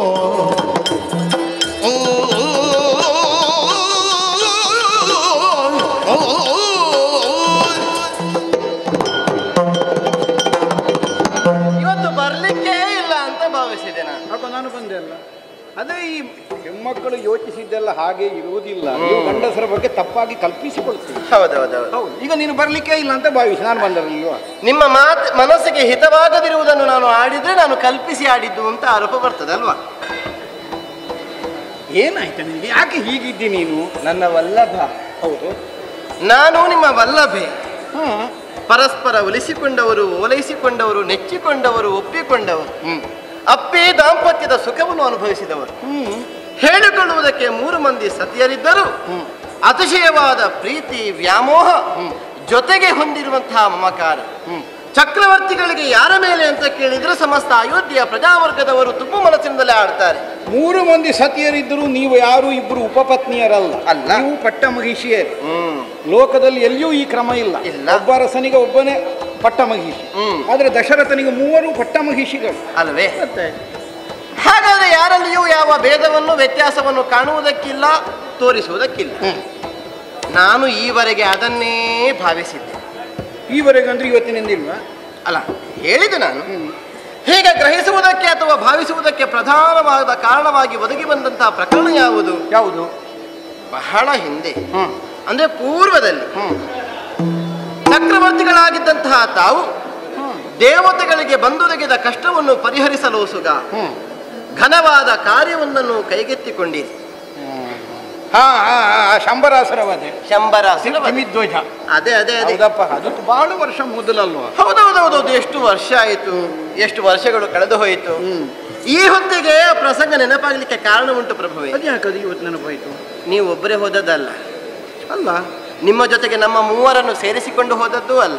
ಇಲ್ಲ, ನಿಮ್ಮ ಪ್ರೀತಿಯ ಮಡದಿಯಾದಂತಹ ನನ್ನನ್ನು ನಿಮ್ಮ ಜೊತೆ ಸೇರಿಸಿಕೊಂಡು ಅಥವಾ ನಿಮ್ಮ ಜೊತೆಗೆ ತರುವುದಕ್ಕೆ ಅವಕಾಶವನ್ನು ಮಾಡಿಕೊಟ್ಟವರು. ಹೌದಾ?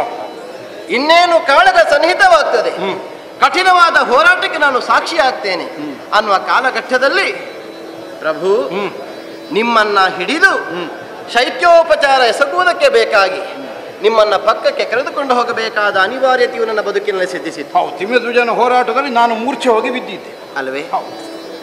ನನ್ನ ತ್ಯಾಗ ಅಲ್ಲ, ಅಥವಾ ನಿಮ್ಮನ್ನ ಸೇವಿಸಬೇಕು ಎನ್ನುವುದಕ್ಕಾಗಿ, ಅಥವಾ ನಿಮ್ಮ ಪ್ರೀತಿಯನ್ನು ಸಂಪಾದಿಸುವುದಕ್ಕಾಗಿ ಇದೊಂದು ನನಗೆ ಅವಸರ ಅನ್ನುವಂಥ ಕಾರಣಕ್ಕಾಗಿ ನಿಮ್ಮ ಸೇವೆಯನ್ನು ಮಾಡಿದ್ದಲ್ಲ. ಹೆಣ್ಣಾಗಿ ನನಗದು ಕರ್ತವ್ಯ. ಯಾವ ಹೆಂಡತಿ ಗಂಡನ ಸೇವೆಯನ್ನು ಪ್ರಧಾನವಾಗಿ ಮಾಡಲೇಬೇಕಾದದ್ದು. ಹೌದಪ್ಪ, ನಾನು ಅದನ್ನೇ ಮಾಡಿದೆ. ಚೇತರಿಸಿಕೊಂಡ್ರಿ.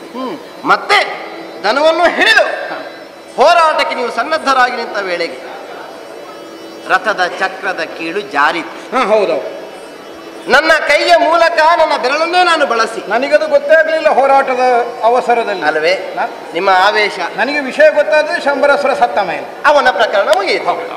ಆಮೇಲೆ ನೀನು ಹೇಳುತ್ತಿ ಮತ್ತದು ಕೀಲಿನ ಬದಲಿಗೆ ಬೆರಳೆ ಇಟ್ಟಿದ್ದೇನೆ. ಹೌದೌದು, ದೊಡ್ಡ ಸಾಹಸ ಮಾಡಿದ್ವಿ. ಎಂತ ದೊಡ್ಡ ಸಾಹಸ ಬಂತು.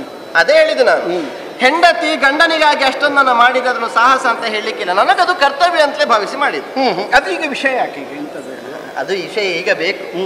ಈವರೆಗೆ ನಾನು ಬೇಡ ಅಂತಲೇ ಇದ್ದೆ, ಈಗ ವರ್ತಮಾನವನ್ನು ಗ್ರಹಿಸಿದ ಮೇಲೆ ಈಗ ಬೇಕು ಅಂತ ಅನಿಸ್ತದೆ ನನಗೆ. ಹಳೆಯ ಕಥೆ ಒಂದು ನೆನಪಾಗಲಿ ಅಂತ ಕೆಲವು ಸಲ ಹಾಗಾಗುತ್ತೆ. ನಮಗೆ ವಯಸ್ಸಾದ ಮೇಲೆ ಮತ್ತೆ ಆಗ ಮಾಡ್ಲಿಕ್ಕೆ ಏನು ಕೂಡುದಿಲ್ಲ, ಮತ್ತೆ ಮೊದಲು ಮಾಡಿದ್ದನ್ನು ನೆನಪು ಮಾಡಿಕೊಂಡಿರುವುದು. ಹೌದಲ್ವಾ? ನನಗೆ ನೆನಪು ಮಾಡಬೇಕಾದ ಅನಿವಾರ್ಯತೆ ಸಿದ್ಧಿಸುವುದು ಯಾಕೆ? ಆ ಹೊತ್ತಿಗೆ ಸಂತೋಷದಿಂದ ನೀವು ಒಂದೆರಡು ಮಾತು ಹೇಳಿದ್ರಲ್ಲ ಪ್ರಭುವೆ. ಎಂತದ್ದು? ತುಂಬ ಮನಸ್ಸಿನಿಂದಲೇ ನಿನ್ನ ಸಾಹಸಗಾತಿಯನ್ನು ಗೌರವಿಸ್ತೇನೆ, ಹೃಷ್ಟಮಾನಸನಾಗಿದ್ದೇನೆ, ಒಲಿದು ನಿನಗೇನನ್ನಾದರೂ ಕೊಡಬೇಕು ಅಂತ ತೀರ್ಮಾನಕ್ಕೆ ಬಂದಿದ್ದೇನೆ. 2 ವಾರ ಮತ್ತೆ ಅದರಲ್ಲಿ ಅಡಗಿಸಲಿಕ್ಕೆ ಅಂತದ್ದು ಉಂಟು. ಕೊಡ್ತೀರಾ? ಹೇಳಿದ್ದಲ್ವ ನಾನು ಕೊಡ್ತೇನೆ ಅಂತ. ಹೇಳಿದ್ರಾ? ಹೌದು. ಆಗ ನಾನು ಏನು ಹೇಳಿದೆ? ನೀನೇನು ಹೇಳಿದಿ? ನನಗೆ ನೀವೇ ನನ್ನ ವರ, ನಿಮಗಿಂತ ವರವಾದದ್ದು, ಬಲವಾದದ್ದು, ಘನವಾದದ್ದು ಬದುಕಿನಲ್ಲಿ ಮತ್ತೊಂದಿಲ್ಲ, ಬೇಡವೇ ಬೇಡ, ಆದ್ದರಿಂದ ನಿಮ್ಮಲ್ಲೇ ಇರಲಿ ಅಂತ ಆಡಿದೆ. ಹೌದೌದು ಹೌದೌದು, ಬೇಡ ಅಂತ ನೀನೇ ಹೇಳಿದಿಲ್ಲ, ಇದ್ರೆ ಆವತ್ತೇ ಕೊಟ್ಟಾಗುತ್ತಿತ್ತು. ಅಲ್ವೇ? ಆದ್ರೂ ನಾನು ಮತ್ತೆ ಒತ್ತಾಯ ಮಾಡಿದ್ದೇನೆ. ಕೇವಲ ಗಂಡ ಹೆಂಡತಿ ಅನ್ನುವಂತಹ ಸಂಬಂಧದ ನೆಲೆಯಿಂದ ಅಲ್ಲ, ನೀನು ಉಳಿಸಿದ್ದು ಸೂರ್ಯವಂಶದ ಚಕ್ರವರ್ತಿಯನ್ನು. ಚಕ್ರವರ್ತಿಯಾಗಿ ನಾನು ಹೇಳಿದಂತಹ ಮಾತು ಸುಳ್ಳಾಗಲಿಕ್ಕಿಲ್ಲ, ನೀನು ಬೇಕಾದಾಗ ತೆಕ್ಕೋ ಅಂತ ಹೇಳಿದ್ದೆ. ಪ್ರಭುವೇ, ಕೇಳಬೇಕಾದ ಅನಿವಾರ್ಯತೆ ಹೆಣ್ಣೊಬ್ಬಳ ಬದುಕಿನಲ್ಲಿ ಯಾವಾಗ ಬರ್ತದೆ ಹೇಳಿ? ಯಾವಾಗ? ಅಭಾವವನ್ನು ಅನುಭವಿಸುವ ಕಾಲಘಟ್ಟದಲ್ಲಿ, ಅಥವಾ ಯಾವುದಾದ್ರೂ ಕೊರತೆ ಇರುವಂತಹ ವೇಳೆಗೆ. ಕೆಲವು ಮಂದಿ ಮತ್ತೆ ಉಪಯೋಗ ಇಲ್ಲ ಇದ್ರು ಕೇಳಿ ಕೊಡ್ತಾರಲ್ಲ ಅಂತ. ಬುದ್ಧಿವಂತರು ಹಾಗಲ್ಲ, ಅಗತ್ಯ ಇದ್ರೆ ಮಾತ್ರ ಕೇಳ್ತಾರೆ. ಈಗ ನಿನಗೇನಾಯ್ತು? ಈಗ ಎಂತದಕ್ಕೆ ಸುದ್ದಿ? ನಾನು ಕೇಳುವುದಕ್ಕಿಲ್ಲ ಅನ್ನುವಂಥ ಕಾರಣಕ್ಕಾಗಿ ನೀವು ಕೊಡ್ತೇನೆ ಅಂತ ಆಡಿದ್ದು ಅಲ್ಲ. ಅಯ್ಯೋ, ನೀನು ಕೇಳಿದ್ರೆ ಆವತ್ತೇ ಮುಗಿಯಿತಿತ್ತು. ಈಗ ಅನ್ನಿಸ್ತದೆ ಕೇಳುವ ವೇಳೆ ಸಮೀಪಿಸಿದೆ ಅಂತ. ಈಗ ಮೊದಲು ನಾ ಕೇಳಿದ ವರ ಇಹುದು ನಿನ್ನ ಮೇಲೆ ಇಂದು. ಅಲ್ಲ, ಅದು ನೀನ್ ತಕೊಳ್ಳಿಲ್ಲ, ಅದರಿಂದ ಇಲ್ಲಿಯೇ ಉಂಟು. ನ್ಯಾಸ ರೂಪವಾಗಿ ಇಡಲ್ಪಟ್ಟದ್ದು. ನ್ಯಾಸ ಅಂದ್ರೆ ಅರ್ಥ ಹಾಗೆ, ಕೇಳಿದಾಗ ಕೊಡುವುದಕ್ಕಾಗಿ ಇದ್ದದ್ದು ಅಂತ ಅರ್ಥ. ಕೊಡುವುದಿಲ್ಲ ಅನ್ನುವ ಕಾರಣಕ್ಕಾಗಿ ಇರುವುದಲ್ಲ. ಅದಲ್ಲ, ಇದು ನೀನಿಷ್ಟೊಳಗೆ ಕೇಳಲಿಲ್ಲ, ಆದ್ದರಿಂದ ನಾನು ಕೊಡ್ಲಿಲ್ಲ. ಈಗ ಕೇಳಬೇಕು ಅಂತ ನನಗೆ ಅನ್ನಿಸ್ಲಿಲ್ಲ, ಈಗ ಕೇಳಬೇಕು ಅಂತ ನನಗೆ ಅನ್ನಿಸಿದೆ. ಅಂದ್ರೆ ಈಗ ಅನ್ನಿಸ್ತಾ ಇದೆ. ಹೌದು. ಅಲ್ಲ, ಆವತ್ತು ನೀ ಹೇಳಿದ್ರೆ ನೀವೇ ವರ, ಮತ್ತೆ ನನಗೆ ವರ ಯಾಕೆಂತ. ಈಗ ನಾನು ವರ ಅಲ್ವಾ? ನೀವು ನನ್ನ ವರವೇ, ಆದ್ರೆ ನೀವೇ ಆಡಿದ್ರಿ. ರಾಮನಿಗೆ ಪಟ್ಟಾಭಿಷೇಕ. ಹೌದು ಅಲ್ವೇ? ವರ್ತಮಾನದಲ್ಲಿ ನೀವೀಗ ಚಕ್ರವರ್ತಿಗಳು. ಈಗ ನಾನು ಚಕ್ರವರ್ತಿ. ನಾಳೆ ನಿಮ್ಮ ಅಧಿಕಾರ ರಾಮನ ಮುಡಿಗೆ ಇರ್ತದೆ. ಇನ್ನು ಹುಡುಗರಿಗೆ ಕೊಡುವಲ್ಲ, ನಮಗೆ ವಯಸ್ಸಾಯ್ತಲ್ಲ. ಸಮಸ್ತವನ್ನ ಮುಂದುವರಿಸಬೇಕಾದಂತಹ ಕರ್ತವ್ಯ ಅವನದ್ದಾಗ್ತದೆ. 1-2 ವರ್ಷ, 60,000 ವರ್ಷ ಆಯ್ತಲ್ಲ ಆಳ್ವಿಕೆ ಮಾಡಿ. ಎಷ್ಟು ಸಾವಿರ ವರ್ಷ ಆದ್ಮೇಲೆ ಯಾರಿಗದು ಸಾಕು ಅಂತ ಅನ್ನಿಸ್ತದೆ? ಸಾಕು ಅಂದ್ರೆ ಕಾಡಿಗೆ ಹೋಗ್ತೇನೆ ಅಂತ ಅರ್ಥ ಅಲ್ಲ. ಅದಲ್ಲ. ಇನ್ನು ಹೇಗೂ ನೀವು 3 ಜನ ಹೆಂಡಂದಿರಿದ್ದೀರಿ, ಒಟ್ಟಿಗೆ ನಿಮ್ಮೊಟ್ಟಿಗೆ ಸುಖ ಜೀವನವನ್ನು ಕಳೆಯುವ. ಇಲ್ಲಿ ಮಗ ರಾಮಚಂದ್ರ ನೀವು ಸ್ವಲ್ಪ ಬೇಕಾದ ಮಾರ್ಗದರ್ಶನ ಎಲ್ಲ ಮಾಡಿಕೊಂಡು ಇರುವ. ಮತ್ತೆ ಈ ಹುಡುಗಿಗೆ ತುಂಬಾ ವಯಸ್ಸಾದ ಮೇಲೆ ಕೊಟ್ಟರೂ ಪ್ರಯೋಜನ ಇಲ್ಲ ಅಧಿಕಾರ. ಹಾಗೆ ಬರ್ತದೆ. ಹೌದು, ಸರಿಯಾದ ತೀರ್ಮಾನಕ್ಕೆ ಕೊಡಬೇಕು. ಆದ್ರೂ ಅವಸರವಾದ ತೀರ್ಮಾನ, ಕಾರಣಗಳು ಏನು ಬೇಕಾದ್ರೂ ಇರಲಿ. ಹೌದದು ಉತ್ಪಾತಗಳೆಲ್ಲ ಕಾಣಿಸಿತು, ಅವಲಕ್ಷಣ ಗೋಚರಿಸಿತು, ಮತ್ತೆ ಒಳ್ಳೆ ಮುಹೂರ್ತ ಇಲ್ಲ, ಅದಕ್ಕೆ ಮತ್ತೆ ಅದೊಂದು ಬೇಗ ಆಗಿ ಹೋಗಲಿ. ಚಕ್ರವರ್ತಿ ಪೀಠದ ಹೊಣೆಗಾರಿಕೆ ಒಮ್ಮೆ ನಿಮ್ಮ ಹೆಗಲಿಂದ ಜಾರಿ ರಾಮನ ಹೆಗಲೇರಿತು ಅಂತಾದ್ರೆ, ಈ ಹಿಂದೆ ಚಕ್ರವರ್ತಿಗಳ ಸ್ಥಾನವನ್ನು ತುಂಬಿದ್ದಂತಹ ನೀವಾಡಿದ ಮಾತು ಉಂಟು ಹಾಗೆ. ಮತ್ತೆ ಅದೇ ಕೊಡ್ತೇನಂತ ಆಡಿದ್ರಲ್ಲ, ನೀವು ಚಕ್ರವರ್ತಿಗಳಾಗಿರುವಾಗಲೇ ನಾನು ಕೇಳಬೇಡುವೆ? ಈಗ ನೀನು ಸುತ್ತು ಬಳಸಿ ಇದನ್ನು ನೇರ ತಂದು ತುತ್ತು ತಿನ್ನುವುದಲ್ವ? ಇದಕ್ಕೆಲ್ಲ ಹೀಗೆ ಎಲ್ಲೆಲ್ಲಿಯೋ ಕೈ ತುತ್ತುಕೊಂಡು ಹೋಗಬೇಕಾದ ಅವಶ್ಯಕತೆ ಇಲ್ಲ. ಅವತ್ತು ಕೊಡ್ತೇನೆ ಹೇಳಿದ್ದು ನಾನು, ಬೇಡ ಅಂತ ಹೇಳಿದ್ದು ನೀನು. ಈಗ ಬೇಕು ಹೇಳುವಳು ನೀನು, ಕೊಡಬೇಕಾದದ್ದು ನಾನು. ಆಯ್ತಲ್ಲ, ಕೇಳ್ಬೋದಲ್ಲ. ಕೊಡ್ತೀರಾ? ವಿಶ್ವಾಸ ಇಲ್ವಾ? ವಿಶ್ವಾಸ, ಅದಕ್ಕೆ ಹೇಳಿದ್ದು ನಾನು. ನಿನ್ನ ಕೊರಳು ಮುಟ್ಟಿ ಹೇಳ್ತೇನೆ. ಬೇಡ, ಕೊರಳಾಣೆ ಅಲ್ಲ, ಕೊರಳು ಮುಟ್ಟಿದ್ದು ಸಾಲ ಅಂದೆ. ಮಗ ರಾಮನಾಣೆ. ಈಗ ನಾನೆಲ್ಲದಕ್ಕೂ ರಾಮನಾಣೆ. ಪ್ರಭುವೇ, ಮಗು ರಾಮನಾಣೆಯಾಗಿ ನೀನು ಕೇಳಿದ್ದನ್ನು ಕೊಡ್ತೇನೆ. ಒಬ್ಬನನ್ನ ಸಾಕ್ಷಿಯಾಗಿರಿಸಿ ಕೊಡ್ತೇನೆ ಅಂತ ಆಡಿದ್ರಿ. ರಾಮ ನಿಮ್ಮ ಪ್ರಾಣ, ಹಾಗಾದ್ರೆ ಕೊಟ್ಟೇ ಕೊಡ್ತೀರಿ. ಕೊಡ್ತೀರಿ ಅಂತಾನೆ ನಾನು ಕೇಳ್ತೇನೆ. ಭೂಮಿಯ ನೀ ನನ್ನ ಪುತ್ರ ಭರತನಿಗೆ ಕೊಟ್ಟು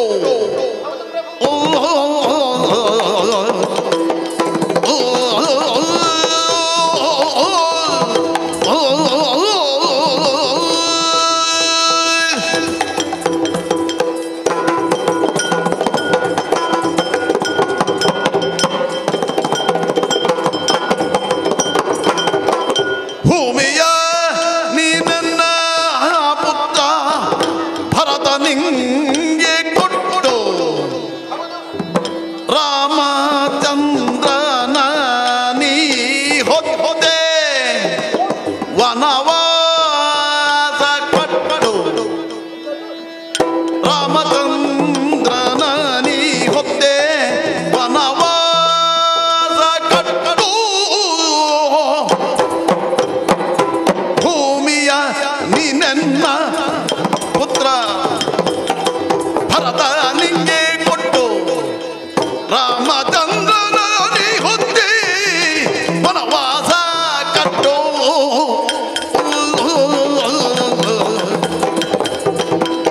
ವಲ್ಲಭ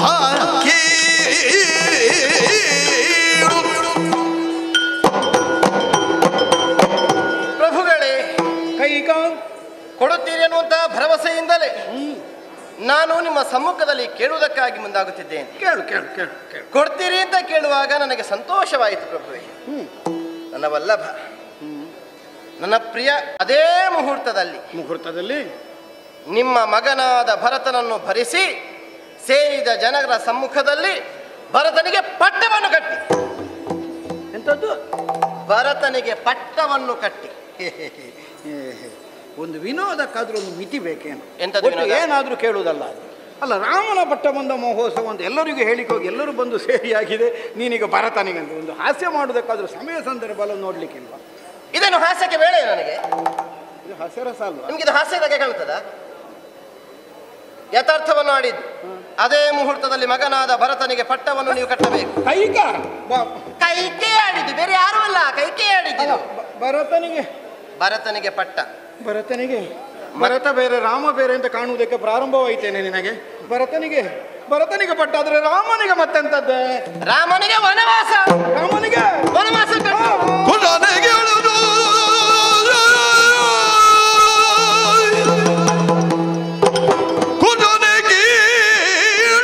ಮನುಜರು ನೆನೆದುದುಂದು ವಿಧಿವನದೊಳೊಂದಾಯ್ತು ಮೀರುವರಾರು ಕಲ್ಪಿತವ ವಸುಧೀಶ ಕೊಟ್ಟ ನಂಬುಗೆ ಮೂರ್ಛಿತನಾಗಿ ಹಮ್ಮೈಸಿ ಬಿದ್ದಿದ್ದನು ಉಸುರಲಾರದೆ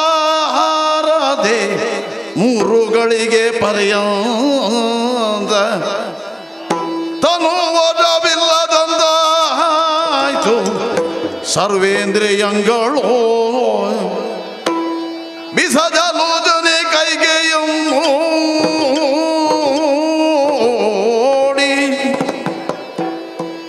ಕೈಗೆಯನ್ನು ನೋಡಿ ದೈನ್ಯದೆ ದಶರಥೇಂದ್ರ ನುಡಿದನು.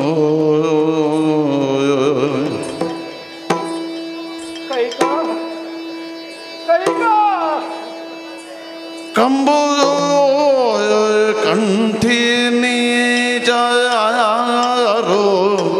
ಶೀಲೆ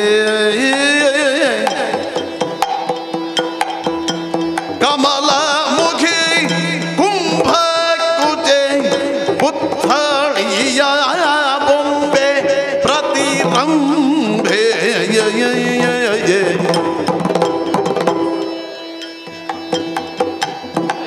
ಕಂಬು ಕಂಠಿನಿ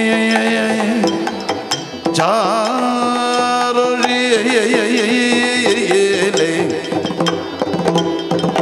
ಕಮಲ ಮುಖಿ ಕುಂಭ ಕುಜಿ ಪುತ್ಥಳಿಯ ಭೂಮಿ ಪ್ರತಿರಂಭೆ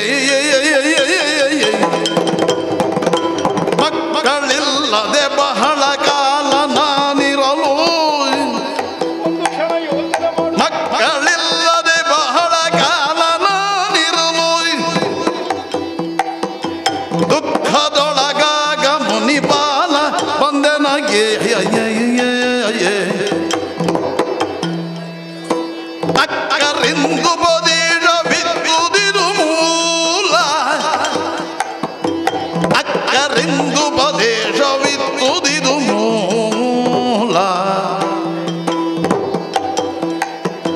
ಕಂಬು ಕಂಠಿನಿ ಚಾರುಶೀಲೆ ಕಮಲ ಮುಗೆ ಕುಂಭ ಕುಜೆ ಪುತ್ಥಳಿಯ ಬೊಂಬೆ ಪ್ರತಿರಂಭೆ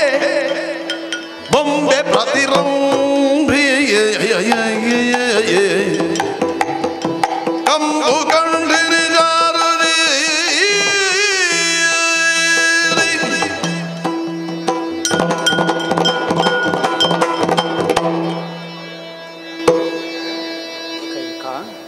ಏನು ಕೈಕೆಗೆ? ನಿನ್ನ ಗಂಟಲಿನಿಂದ ಬಂದ ನುಡಿಗಳೇ ಇವು. ನಾನೇ ಆಡಿದ ಮಾತು. ಬಲಮುರಿಯ ಶಂಖದಂತೆ ರಮಣೀಯವಾಗಿ ಕಾಣಿಸುವಂತಹ ನಿನ್ನ ಕೊರಳಿನ ಹೊರಮೈಯ ಅಂದದಲ್ಲಿ ಒಳಗೆ ಇಂತಹ ಒಂದು ಒಡಕು ಧ್ವನಿ ಸೇರಿಕೊಂಡಿತಲ್ವೇ?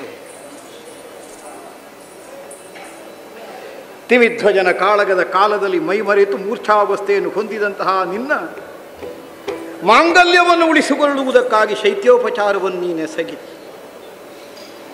ಸೂರ್ಯವಂಶದ ಗರಿಷ್ಠತೆಯನ್ನು ವರಿಷ್ಠತೆಯನ್ನು ಶಾಶ್ವತವಾಗಿ ಉಳಿಸುವ ಉದ್ದೇಶಕ್ಕಾಗಿ ಕಳನವಧೆಯಲ್ಲಿ ಕಳೆದು ಹೋಗಬಹುದಾದಂತಹ ನಿನ್ನ ಪತಿಯ ಹಸುವನ್ನು ಉಳಿಸಿಕೊಳ್ಳುವಲ್ಲಿ ಪ್ರಯತ್ನಿಸಿದೆ.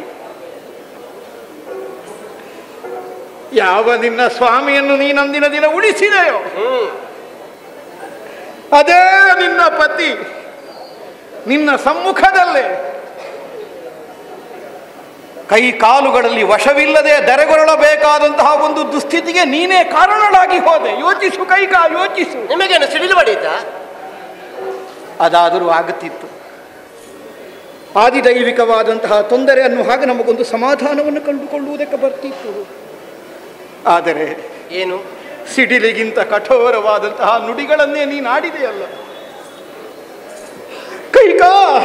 ಏನು ಕೈಕೆಗೆ? ಕೇವಲ ದೇಹ ಸೌಂದರ್ಯಕ್ಕಷ್ಟೇ ನಿನ್ನ ಎದೆ ಉಬ್ಬಿದ್ದಲ್ಲ, ಅದು ಅಮೃತದ ಭಾಂಡ ಅನ್ನುವ ಹಾಗೆ ಪ್ರಪಂಚದ ಮಂದಿಗಳೆಲ್ಲ ಗೌರವಿಸುವಂತಹ ಗುಣವನ್ನು ನೀನು ಮೆರೆದಿದ್ದೆ. ಹೆತ್ತ ಭರತನಿಗೂ ನಿನ್ನ ಸವತಿಯ ಮಗನಾದಂತಹ ರಾಮನಿಗೂ ಎಳ್ಳಿರಿತು ವ್ಯತ್ಯಾಸವಿಲ್ಲದೆ ಈವರನ್ನು ಪುತ್ರರೆಂದು ನೀನು ಪ್ರೀತಿಸಿದೆ. ಹೌದಪ್ಪ. ಅದೆಲ್ಲ ನಿನ್ನ ನಾಟಕವೇನೆ? ಇದುವೇ ನಿನ್ನ ಬದುಕಿನ ಯಥಾರ್ಥವೇ? ನಾನು ಹೀಗಾಗುವುದಕ್ಕೆ ನೀವೇ ಕಾರಣ. ಕೈಕಾ, ಏನು? ಪ್ರತಿರಂಬೆ ಅಂತ ನಿನ್ನನ್ನು ಗುರುತಿಸಿದೆ. ಬೇಕಾದಂತಹ ಸುಖವನ್ನು ಭೋಗವನ್ನು ಪತಿಗೆ ಒದಗಿಸಿಕೊಡುವವಳು ನೀನು ಅನ್ನೋ ಹಾಗೆ ಭಾವಿಸಿದೆ. ಆದರೆ ಯಾವುದು ನಿಜವಾದ ಪತಿಯ ಸುಖವೋ ಅದಕ್ಕೆ ವಿರೋಧವಾದದ್ದನ್ನು ಇಂದಿನ ದಿನ ನೀನು ಆಚರಿಸುವುದಕ್ಕೆ ಹೊರಟಿರುವೆ. ಪ್ರತಿರಂಭೆಯಾಗಿ ಗುರುತಿಸಲ್ಪಟ್ಟವಳು ರಂಬೆಗೆ ಪ್ರತಿಯಾಗಿ ನಿಂತೆ ಅಂದರೆ ವಿರೋಧಿಯಾದೆ ಅಂತ ಅರ್ಥ. ನರಕ ದರ್ಶನ ಮಾಡುವುದಕ್ಕೆ ಹೊರಟಿದ್ದಿ ನಿನ್ನ ಪತಿಗೆ. ಹೇಳಿಬಿಟ್ಟೆ ಅಲ್ಲ ಭರತನಿಗೆ ಪಟ್ಟ. ಹೌದೌದು, ಹೆತ್ತದ್ದು ನೀನಿರಬಹುದು, ಹಾಗೆಂದು ನಿನ್ನ ಸಾಮರ್ಥ್ಯದಿಂದಲೇ ಸಾಧ್ಯವಾಯಿತೆ ಅದು. ಆಗುವುದಾದರೆ ವಿವಾಹವಾಗಿ ಅಷ್ಟು 1000 ವರ್ಷಗಳ ತನಕ ನೀನು ಬಂಜೆಯಾಗಿ ಉಳಿಯಬೇಕಾದ ಅವಶ್ಯಕತೆ ಇರಲಿಲ್ಲ.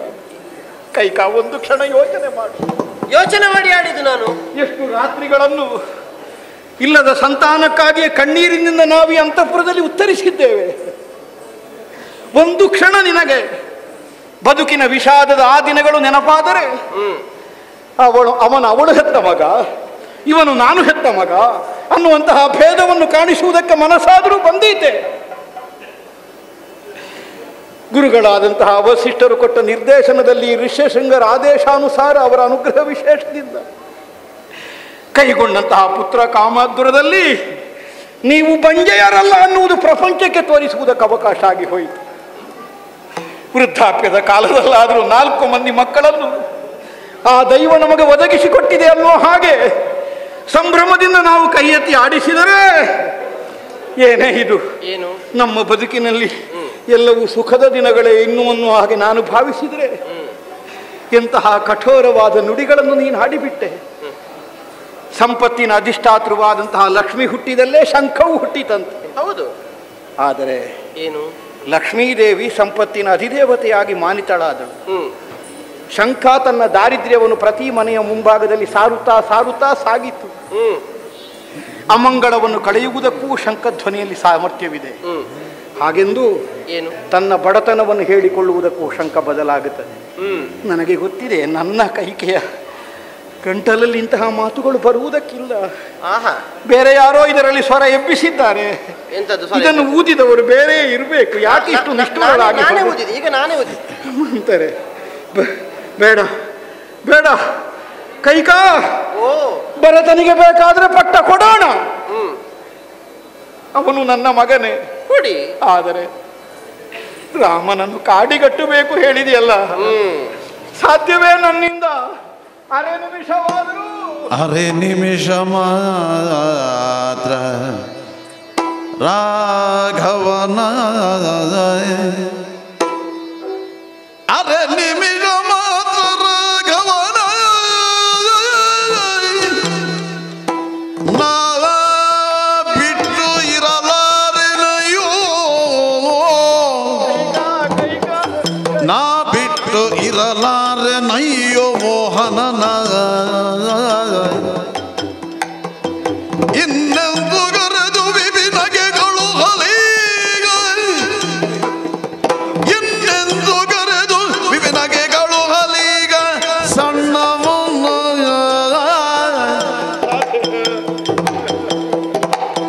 ಅರೆ ನಿಮಿಷ ಮಾತ್ರ ರಾಘವನ ನಾ ಬಿಟ್ಟು ಇರಲಾರೆನಯ್ಯೋ ಮೋಹನನ. ಕಂಬು ಕಂಡಿದೆ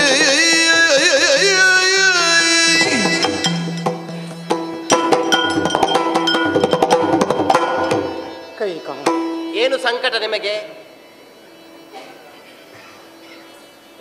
ಭರತನಿಗೆ ಪಟ್ಟ ಕೊಡೋಣ. ಕೊಡೋಣ. ಮತ್ತೆ ಅಳುವುದು ಯಾಕೆ? ಮನೆತನದ ಮರ್ಯಾದೆ ಹಾಗೆ ಔರಸ ಪುತ್ರನೇ ಸಿಂಹಾಸನಾರೋಹಣ ಮಾಡಬೇಕು.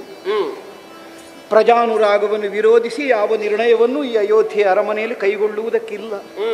ಆದರೂ ಇರಲಿ, ಪ್ರಜೆಗಳಿಗೆಲ್ಲ ಒಂದು ಸಮಾಧಾನ ಹೇಳಿ. ಏನು ಪೂರ್ವದಲ್ಲಿ ಕೊಟ್ಟ ಮಾತಿತ್ತು, ಅದಕ್ಕನುಸಾರವಾಗಿ ಭರತನಿಗೆ ಪಟ್ಟ ಕಟ್ಟಿದ್ದೇನೆ. ನೀವ್ಯಾರು ಇದರಿಂದ ಆಕ್ರೋಶಿತರಾಗಕೂಡದು ಅನ್ನೋ ಹಾಗೆ ಅವರನ್ನು ಸಮಾಧಾನ ಮಾಡಬಹುದು. ಮುಗಿಯಿತಲ್ಲ ಹಾಗಾದ್ರೆ. ಆದರೆ ಏನು ಎರಡನೇ ವರವಾಗಿ ನೀನು ಕೇಳಿದ್ದೇನೆ, ರಾಮನನ್ನು ವನವಾಸಕ್ಕೆ ನೀವು ಮುಚ್ಚಿದ್ರು ನಾನು ಹೇಳುದು ಅದನ್ನೇ. ಬೇಡ ಕೈಕ, ನಿನಗೆ ನನ್ನ ಮನಸ್ಸು ಅಂತರಂಗ ಎಲ್ಲ ಗೊತ್ತಿಲ್ಲದೇ ಇಲ್ಲ. ರಾಮ ಯಾವ ಕ್ಷಣದಲ್ಲಿ ನಮ್ಮ ಮಗನಾಗಿ ನಮ್ಮ ಕೈಗೆ ಒದಗಿದನು, ಆ ಕ್ಷಣದಿಂದ ಅರೆ ಕ್ಷಣವಾದರೂ ರಾಮನನ್ನು ಬಿಟ್ಟಿರುವುದಕ್ಕೆ ನನ್ನ ಮನಸ್ಸು ಒಪ್ಪುವುದಿಲ್ಲ. ನಿಮಗೆ ಭರತನಿಗೆ ಸುದ್ದಿ ಮುಟ್ಟಿಸದೆ ಪಟ್ಟಾಭಿಷೇಕ ಮಾಡಲಿಕ್ಕೆ ನಿಮಗೆ ಮನಸ್ಸಾಗ್ತದಲ್ಲ? ನೆನಪಿದೆಯೇನೆ, ಅವನು ನನ್ನ ಮಗನೇ, ಆಕ್ಷೇಪ ಮಾಡುವವಲ್ಲ. ನೀನು ಮಾತ್ರ ನಂಜಿನ ಮಾತನುಗಳನ್ನು ಆಡ್ತಾ ಇದ್ದಿ. ಬೇಕಾದರೆ ಭರತನನ್ನು ಈಗ ಕರೆಸಿ ಕೇಳೋ, ನಾವು ಪಟ್ಟ ಬೇಕು ಹೇಳ್ತಾನೆ. ನನ್ನ ಮಗ ಹೇಳಲಿಕ್ಕಿಲ್ಲ, ನನಗೆ ವಿಶ್ವಾಸ ಇದೆ. ಆದರೆ ಮಕ್ಕಳಲ್ಲಿ ಭೇದ ಕಲ್ಪಿಸುವ ದೃಷ್ಟಿಯಿಂದ ನಾನು ಆಡಿದ್ದಲ್ಲ. ಮತ್ತೆ ಪ್ರಜಾನುರಾಗವನ್ನು ಹೊಂದಿದ ಸಕಲ ಗುಣಾಢ್ಯನಾದ ವಿಶ್ವಾಮಿತ್ರರಿಂದ ಬೇಕಾದಂತಹ ಅಸ್ತ್ರ ಸಂಪದವನ್ನು ಹೊಂದಿದ ಅಭೂತಪೂರ್ವವಾದಂತಹ ವ್ಯಕ್ತಿತ್ವವುಳ್ಳ ಆ ರಾಮ ಅಯೋಧ್ಯೆಯ ಸಿಂಹಾಸನಾರೋಹಣವನ್ನು ಮಾಡಿದರೆ ಕೇವಲ ದಶರಥನಿಗೋ ಕೈಕೆಗೋ ಮಾತ್ರ ಸುಖವೋ ದುಃಖವೋ ಅಲ್ಲ ಕೈಕ, ಮತ್ತೆ ಯಾರಿಗೆ? ಸಮಸ್ತ ಪ್ರಪಂಚಕ್ಕೆ ಅದರ ಮೂಲಕವಾಗಿ ಉಳಿತಾದಂತಹ ಪರಿಣಾಮವಾಗುತ್ತದೆ. ನಾವು ತ್ಯಾಗದ ಮನಸ್ಸನ್ನು ಹೊಂದಬೇಕೇ ಹೊರತು ಭೋಗದ ಅಪೇಕ್ಷೆಯನ್ನು ಹೊಂದಬೇಕಾದದ್ದಲ್ಲ.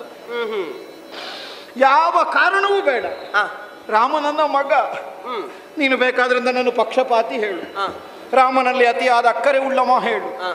ಯಾವ ಅಪ್ಪನಿಗಾದರೂ ಪ್ರಪಂಚದಲ್ಲಿ ಇರ್ತದೆ ತನ್ನಗೆ ಪಿತೃಸ್ಥಾನವನ್ನು ಒದಗಿಸಿಕೊಟ್ಟ ಹಿರಿಯ ಪುತ್ರನಲ್ಲಿ ವಿಶೇಷವಾದ ಒಲುಮೆ ಇಲ್ಲದೆ ಇದ್ರೆ ಅವ ಅಪ್ಪ ಅಲ್ಲ. ಯಾಕೆಂದ್ರೆ ಅವನಿಗೆ ಕರ್ಮಪುತ್ರ ಅಂತ ಹೆಸರು, ಋಣಪುತ್ರ ಅಲ್ಲ. ನಮ್ಮ ಉತ್ತರೋತ್ತರಕ್ಕೆಲ್ಲ ಅವನೇ ಕಾರಣ ಸ್ಥಾನ, ಹಿರಿಯ ಪುತ್ರ. ಅದರಲ್ಲಿಯೂ ರಾಮನಂತಹ ಕಲ್ಯಾಣ ಗುಣಗಳನ್ನು ಹೊಂದಿದವ. ಅಳುತ್ತಾ ಓಡೋಡಿಕೊಂಡು ಬರುತ್ತಿದ್ದಂತಹ ಭರತನನ್ನು ದೂರವಿರಿಸಿ ನಗುನಗುತ್ತಾ ಬಂದಂತಹ ರಾಮನನ್ನೇ ಎತ್ತಿ ಮಡಿಲಲ್ಲಿರಿಸಿ ನೀನು ಬೆಳೆಸಿದವಳು. ಒಂದೇ ಬಟ್ಟಲ್ಲಿಂದ ಇಬ್ಬರಿಗೂ ತುತ್ತು ಕೊಟ್ಟು ಬೆಳೆಸಿದ್ದಿ. ಈಗ ಒಬ್ಬನಿಗೆ ಕಾಡು ಒಬ್ಬನಿಗೆ ನಾಡು. ಹೇಗೆ ನೆನಪು ಮಾಡಬೇಡಿ, ನನ್ನ ಮನಸ್ಸು ಬದಲಾಗುವುದಿಲ್ಲ, ನನ್ನ ತೀರ್ಮಾನ ಅಷ್ಟೇ. ಅರೆ ಕ್ಷಣವಾದರೂ ಅವನನ್ನು ಬಿಟ್ಟಿರುವುದಕ್ಕೆ ನನ್ನ ಮನಸ್ಸು ಸಿದ್ಧವಿಲ್ಲ. ನಿನ್ನ ನಿರ್ಣಯ ಮಾತಿನಿಂದ ಹೇಳ್ತೇನೆ. ಎಂಥದ್ದು? ನೀನು ರಾಮ ಹುಟ್ಟಿದ ಮೇಲೆ ನನ್ನ ಉಸಿರು ರಾಮ, ನನ್ನ ದೃಷ್ಟಿ ರಾಮ, ನಾನು ಉಣ್ಣುವ ಅನ್ನ ರಾಮ, ನಾನು ನಡೆದಾಡುವ ನೆಲ ರಾಮನದ್ದು. ರಾಮನಿಲ್ಲದೆ ಒಂದು ದಿನ ಬಿಡು, ಅರೆ ಕ್ಷಣವೂ ಬದುಕಿ ಉಳಿಯುವುದಕ್ಕೆ ನನ್ನಲ್ಲಿ ಸಾಮರ್ಥ್ಯ ಇಲ್ಲ. ಯಾವ ಮಾಂಗಲ್ಯವನ್ನು ಉಳಿಸಿದ್ದಕ್ಕಾಗಿ ನೀನು ವರವನ್ನು ಕೇಳಿದೆಯೋ ಅದೇ ವರವನ್ನು ವಿನಿಯೋಗಿಸಿ ನಿನ್ನ ಮಾಂಗಲ್ಯವನ್ನೇ ಕಡಿದು ಮೂಲೆಗೆ ಹಾಕುವಂತಹ ಕೆಟ್ಟ ಹಠವನ್ನು ಮಾಡಬೇಡ ಕೈಕ. ರಾಮನ ನೀವು ಅಲ್ಲ ಮಾತಾಡಬೇಡಿ. ಅಯ್ಯೋ ಸಾಯೋ ಮಾತಿಗೆ ಹೇಗಪ್ಪ ಎಳೆಯ ಹುಡುಗನನ್ನು ಆ ಕಷ್ಟ ಕಾರ್ಪಣ್ಯಗಳಿರುವಂತಹ ಕಾನನಕ್ಕೆ ನಿಷ್ಠೂರ ಹೃದಯನಾಗಿ ನಾನು ಹೇಗೆ ಅಟ್ಟಲಿ? ಇದಕ್ಕೇನಪ್ಪ ಪರಿಹಾರ? ಯಾರಿದಕ್ಕೆ ಉತ್ತರವನ್ನು ಕಂಡುಕೊಳ್ಳುವವರು ಯಾರಪ್ಪ? ನನ್ನ ರಾಮನನ್ನು ಈ ಕಡೆಗೆ ಬರಲಿಕ್ಕೆ ಹೇಳಿ. ರಾಮ ಬೇಗ ಬರಲೆಂದು ವಾಕ್ಯವು ಕೇಳುವುದು ಖಳ ಸಂಹಾರಕ ರಾಮಚಂದ್ರ ಬರುತ್ತ ಭೂಪಾಲಗಿಂತೆಂದ ನೋಯ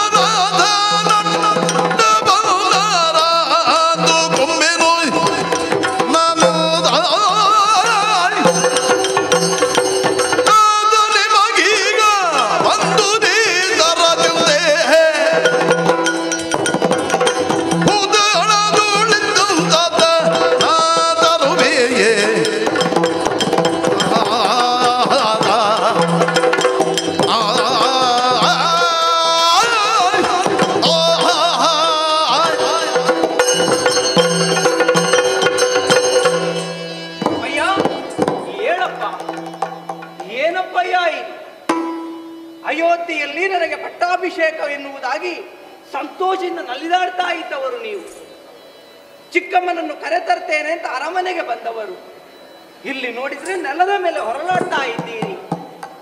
ಅಪ್ಪ, ಯಾವುದೋ ಒಂದು ಕನತರವಾದ ಕಾರ್ಯದಿಂದಲಾಗಿ ಆ ಕಾರ್ಯವನ್ನು ಪೂರೈಸುವುದಕ್ಕಾಗದೆ ಚಿಂತಾಕ್ರಾಂತರಾಗಿದ್ದೀರಿ ಎನ್ನುವುದನ್ನು ಅರ್ಥವಿಸಿಕೊಂಡಿದ್ದೇನೆ. ಚಿಂತೆ ಮಾಡಬೇಡಿ ಅಪ್ಪ, ನೀವು ಚಿಂತೆ ಮಾಡಬೇಡಿ. ನೀವು ಬಯಸಿದಂತಹ ವಸ್ತು ಈ ಭೂತಳದಲ್ಲಿ ಎಲ್ಲಿಯೇ ಇದ್ರು ಭೂತನಾಥನೇ ಅಡ್ಡಯಿಸಿದರೂ ನಾನು ತರ್ತೇನೆ. ನಾನು ಹೋಗುವಂತಹ ಕಾಲಕ್ಕೆ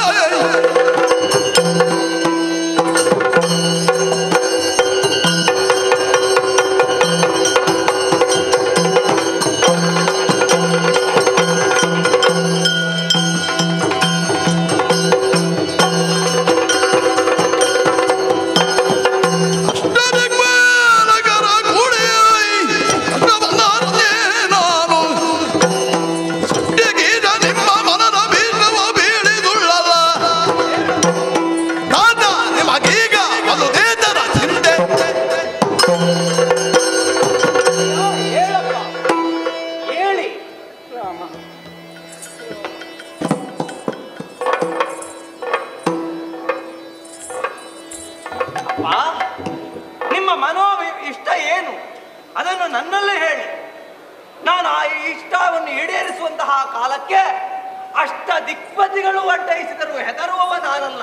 ಇದಕ್ಕೆ ಭೂತನಾಥನ ಪಾದವೇ ಸಾಕ್ಷಿ. ಹೇಳಪ್ಪ, ಯಾಕೆ ಚಿಂತೆ ನಿಮಗೆ? ಚಿಂತೆಗೆ ಕಾರಣ ಏನು ಹೇಳಿ. ಹೇಳಪ್ಪ. ನಾನೇ ನಿನ್ನ ಅಮ್ಮ. ಹೌದು, ಗೊತ್ತಾಯ್ತು. ನೀನವರನ್ನು ಎಷ್ಟು ಮಾತಾಡಿಸಿದ್ರು ರಾಮ ಅನ್ನುವಂತ ಎರಡು ಅಕ್ಷರ ಬಿಟ್ಟರೆ ಮತ್ತೆ ಮುಂದೆ ಹೋಗುದಿಲ್ಲ.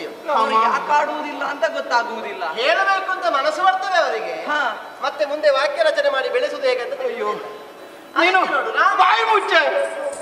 ಎಂತದ್ದು ಬಾಯಿ ಮುಚ್ಚೆ? ಈಗ ಗೊತ್ತಾಗುದು ರಾಮ ಅಂತ ಹೇಳಿ ನನ್ನ ಮುಖ ನೋಡುದು ನೋಡು. ಅಲ್ಲ, ಅದನ್ನು ಮುಂದುವರಿಸುವುದೇ ಇಲ್ಲ. ಅಂದ್ರೆ ಮತ್ತೆ ಹೇಳು ಅಂತ ನನಗೆ ಸೂಚನೆ ಕೊಡುದವರು ನಿಮ್ಮಲ್ಲಿ. ಹೌದು, ನೀವು ಹೇಳ್ತೀರೆ, ಅವರು ಹೇಳಿದ್ರೇನು ನಾನು ಹೇಳಿದ್ರೇನು? ಅಪ್ಪನೂ ಹೇಳಿದ್ರು ಅಮ್ಮನೂ ಹೇಳಿದ್ರು. ಇನ್ನು ಹೇಳಬೇಕಾದದ್ದು ಕೇಳು ರಾಘವ ನಿನ್ನ ಪಿತ ಮಾತಾಡದಿರುವ ಪರಿಯನು ಹೇಳುವೆನು ಸಿಟ್ಟಾಗದಿರು ಇನವಂಜ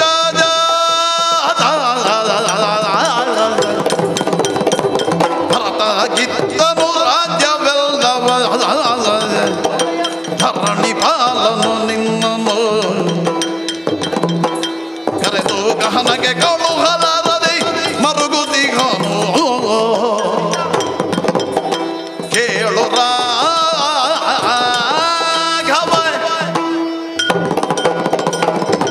ರಾಮ, ನೀನು ಹೀಗೆ ಬಾ. ನಿನ್ನ ವಿನಯ, ನಿನ್ನ ಸಂಸ್ಕಾರ ಅಯೋಧ್ಯೆಯಲ್ಲಿ ನನಗೆಂದೂ ಅಲ್ಲ, ಪ್ರತಿಯೊಬ್ಬರಿಗೂ ಮೆಚ್ಚು. ಆದ್ದರಿಂದಲೇ ನಿನ್ನಲ್ಲಿ ಎಲ್ಲರೂ ಪ್ರಿಯದಿಂದಲೇ ನುಡಿಸ್ತಾರೆ, ಗೌರವದಿಂದ ನಿನ್ನನ್ನು ಕಾಣುತ್ತಾರೆ. ಅಯ್ಯನ ಅಡಿಗೆರಗಿ ವೀರೋಕ್ತಿಗಳನ್ನೇ ಆಡಿ ತೋರಿಸಿದೆ. ಏನನ್ನಾದ್ರೂ ಸಾಧಿಸ್ತೇನೆ, ಏನನ್ನಾದ್ರೂ ಮಾಡಿ ಪೂರೈಸ್ತೇನೆ. ಇನ್ನಾಗಾದುದೇನು? ಯಾಕೆ ಈ ಮರುಕ? ಹೀಗೆ ಅಡಿಗಡಿಗೂ ನೀನು ಆಡಿ ತೋರಿಸಿದೆ. ಹೌದು, ಅಲ್ಲಿ ಎಷ್ಟು ಕೇಳಿದ್ರು ಅಷ್ಟೇ ರಾಮ. ಯಾಕಮ್ಮ? ರಾಮ ರಾಮ ಅಂತ ಹೇಳುವುದನ್ನು ಬಿಟ್ರೆ ಮತ್ತೆ ಮುಂದೆ ಹೇಗೆ ಕೊಂಡು ಹೋಗುದು ಅಂತಲೇ ಅವರ ತಾತಿಗೆ ಯೋಚಿಸುವುದಿಲ್ಲ. ಓ, ಎಂತದು ಬೇಡ, ಅವನೇ ಕೇಳ್ತಿದ್ದಾನೆ ಏನು ಅಂತ ನಿಮಗೇನು? ಅವ ಸಣ್ಣ ಹುಡುಗ, ಅವನಿಗೆ ಏನು ಗೊತ್ತಾಗ್ತದೆ? ಎಂತದ್ದು ನೀವು ಸಣ್ಣ ಹುಡುಗನಿಗೆ ಪಟ್ಟ ಕಟ್ಟಲಿಕ್ಕೆ ಹೊರಟದ್ದ? ಅದು ಅಪ್ಪ ಮನೆಗೆ, ಅದರಲ್ಲಿ ನಿಮ್ಮ ಮನಸ್ಸಿಗೆ ಅವನು ಯಾವತ್ತಿದ್ರು ಸಣ್ಣವನೇ, ನನಗೆ ಅರ್ಥ ಆಗ್ತದೆ ಬಿಡಿ. ಅಮ್ಮ ನೀವು ಹೇಳಿ ತಾಯಿ. ನಾನು ಹೇಳಿದ್ರೆ ನೀನು ಕೇಳ್ತೀಯಲ್ಲ? ಖಂಡಿತ ಕೇಳ್ತೇನೆ. ರಾಮನೆನ್ನುವ ಅಭಿಧಾನವಿದ್ದರು ನಮ್ಮವರು ನಿನ್ನನ್ನು ಗೌರವಿಸುವುದು ಅಥವಾ ಗೌರವದಿಂದ ಕಾಣುವುದು ಹೇಗೆ? ರಾಘವ, ರಘುವಂಶಜರು ನಾವು. ತ್ಯಾಗಮೂರ್ತಿಯಾಗಿ ಪ್ರಕಟಗೊಂಡವನು, ಅನಾವರಣಗೊಂಡವನು, ತನ್ನ ವ್ಯಕ್ತಿತ್ವದಿಂದ ಲೋಕಮಾನ್ಯನಾಗಿ ಗುರುತಿಸಿಕೊಂಡವನಿದ್ದಾನೆ ರಘುವಂಶಜ. ಅಂದ್ರೆ ರಘು ಎನ್ನುವ ನಾಮಕನ.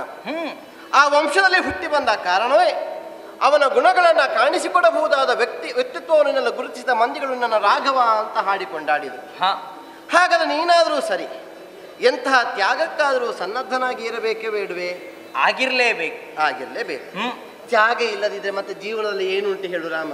ಏನೂ ಇಲ್ಲ. ತ್ಯಾಗದಿಂದಲೇ ಬದುಕು. ಹೌದು. ನಮ್ಮವರಿಗಾಗಿ ನಾವು ತ್ಯಾಗ ಮಾಡದಿದ್ರೆ ಮತ್ತೆ ಯಾರಿಗೆ ನಾವು ತ್ಯಾಗ ಮಾಡುದು ಹೇಳು? ನಮ್ಮವರಿಗಾಗಿ ನಾವು ತ್ಯಾಗಗಳನ್ನು ಮಾಡಲೇಬೇಕಾಗ್ತದೆ. ಹೌದು. ಗಂಡ ಹೆಂಡಿರು ನಾವು ಇಬ್ಬರೇ ಇದ್ದದ್ದು, ಏಕ ಅಂತ. ನೀನು ಬೇಕು ಅಂತ ಅನ್ನಿಸಿತು ಏನೋ, ಸ್ವರ ಏರಿಸಿದ್ರು ನೀನು ಬಂದೆ. ಅಪ್ಪ ಬರುವುದಕ್ಕೆ ಹೇಳಿದ್ರಂತ ಅದಕ್ಕಾಗಿ ಬಂದೆ. ನಿನಗೆ ಕರೆ ಬಂದ ಕಾರಣವೇ ಬಂದು ಇಲ್ಲಿ ನಿಂದೆ. ಮತ್ತೆ ಮಗನಾದ ನಿನ್ನಲ್ಲಿ ಎಂತದ್ದು ಮುಚ್ಚುವಾರೆ? ಬಹಳ ಹಿಂದೆ, ಎಷ್ಟೋ ವರ್ಷಗಳ ಹಿಂದೆ ನಾನು ನಿನ್ನ ಅಯ್ಯ ಕೂಡಿಕೊಂಡು ದೇವಲೋಕಕ್ಕೆ ಬಂದ ಕಷ್ಟವನ್ನು ಪರಿಹರಿಸುವುದಕ್ಕೆ ಶಂಬರಾಸುರನ ವಧೆ ಮಾಡುವುದಕ್ಕಾಗಿ ಹೊರಟು ನಿಂತ ಪ್ರಕರಣ ಕತೆ ಕೇಳಿದ್ದೇನೆ. ಎಲ್ಲರಿಗೂ ವೇದ್ಯ, ಬಿಡಿಸಿ ಹೇಳಬೇಕಾದ ಅನಿವಾರ್ಯತೆ ಅಯೋಧ್ಯೆಯಲ್ಲಿ ಯಾವನಿಗೂ ಇಲ್ಲ. ಪ್ರಕರಣ ಸುಖಾಂತ್ಯವನ್ನು ಕಂಡ ಬಳಿಕ ಒಂದು ಪ್ರಮುಖವಾದ ಘಟ್ಟವೂ ಇತ್ತು. ಯಾವುದಮ್ಮ ಅದು? ಒಲಿದ ನಿನ್ನಯ್ಯ ನನ್ನ ಕೂಡೆ ಮೆಚ್ಚಿ 2 ವರಗಳನ್ನು ನೀವುವುದಕ್ಕೆ ಮುಂದಾದ ಸಮಯವದು. ಹೌದೌದು, ನಿನ್ನ ತಂದೆ ಹೇಳಿ, ಇವರೇ ಹೇಳಿ, ಕೈಕಾನನ್ನು ಮೆಚ್ಚಿದ್ದೇನೆ, 2 ವರ ಕೊಡ್ತೇನೆ, ಏನು ಬೇಕು ಕೇಳು ಅಂತ. ಆಗ ಏನು ಅಂತ ತೋಚಲಿಲ್ಲ. ಈಗ ಸಮಯ ಬಂತು, ನಾನು ಕೇಳಿದೆ, ಅವರು ಒಪ್ಪಿದಾರಪ್ಪ. ಒಪ್ಪಿದ್ದಾರೆ. ಸಂತೋಷ. ಒಂದರ್ಥದಲ್ಲಿ ಸಂತೋಷದಿಂದ ತಲೆಗೆಳಗೆ ಹಾಕಿದ್ದವರು. ತಂದೆ ಒಪ್ಪಿದ್ರೆ ಅದು ನಡೆಸಿ ಕೊಡ್ತಾರೆ ಅಲ್ವೇ? ಬೇರೇನೂ ಅಲ್ಲ, ನಿನ್ನ ತಮ್ಮ ನನ್ನ ತಮ್ಮ, ನನ್ನ ಮಗನಾದ ಭರತನಿಗೆ ಪಟ್ಟಾಭಿಷೇಕ. ಭರತನಿಗೆ ಪಟ್ಟ ಗಳಿಗೆ ಅದುವೆ, ನೀನಲ್ಲ, ನನ್ನ ಮಗನಾದ ಭರತನಿಗೆ. ಮತ್ತೆ ನಿನಗೆ ವನವಾಸ. ಹೇಳುದು ಹೇಗಂತ ಗೊತ್ತಿಲ್ಲ.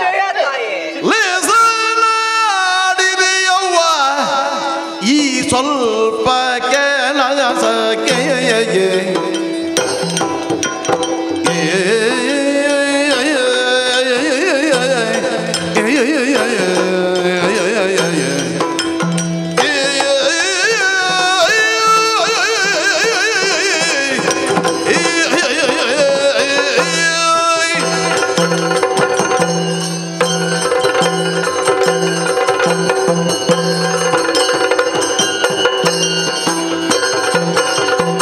Listen!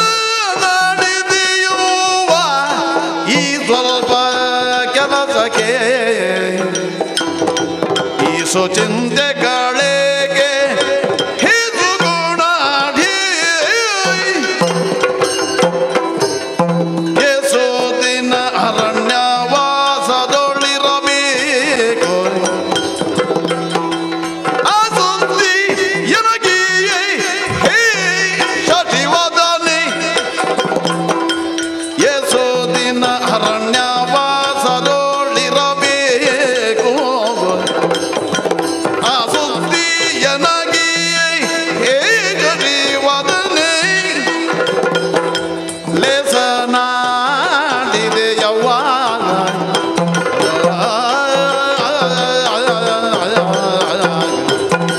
ಅವ್ವ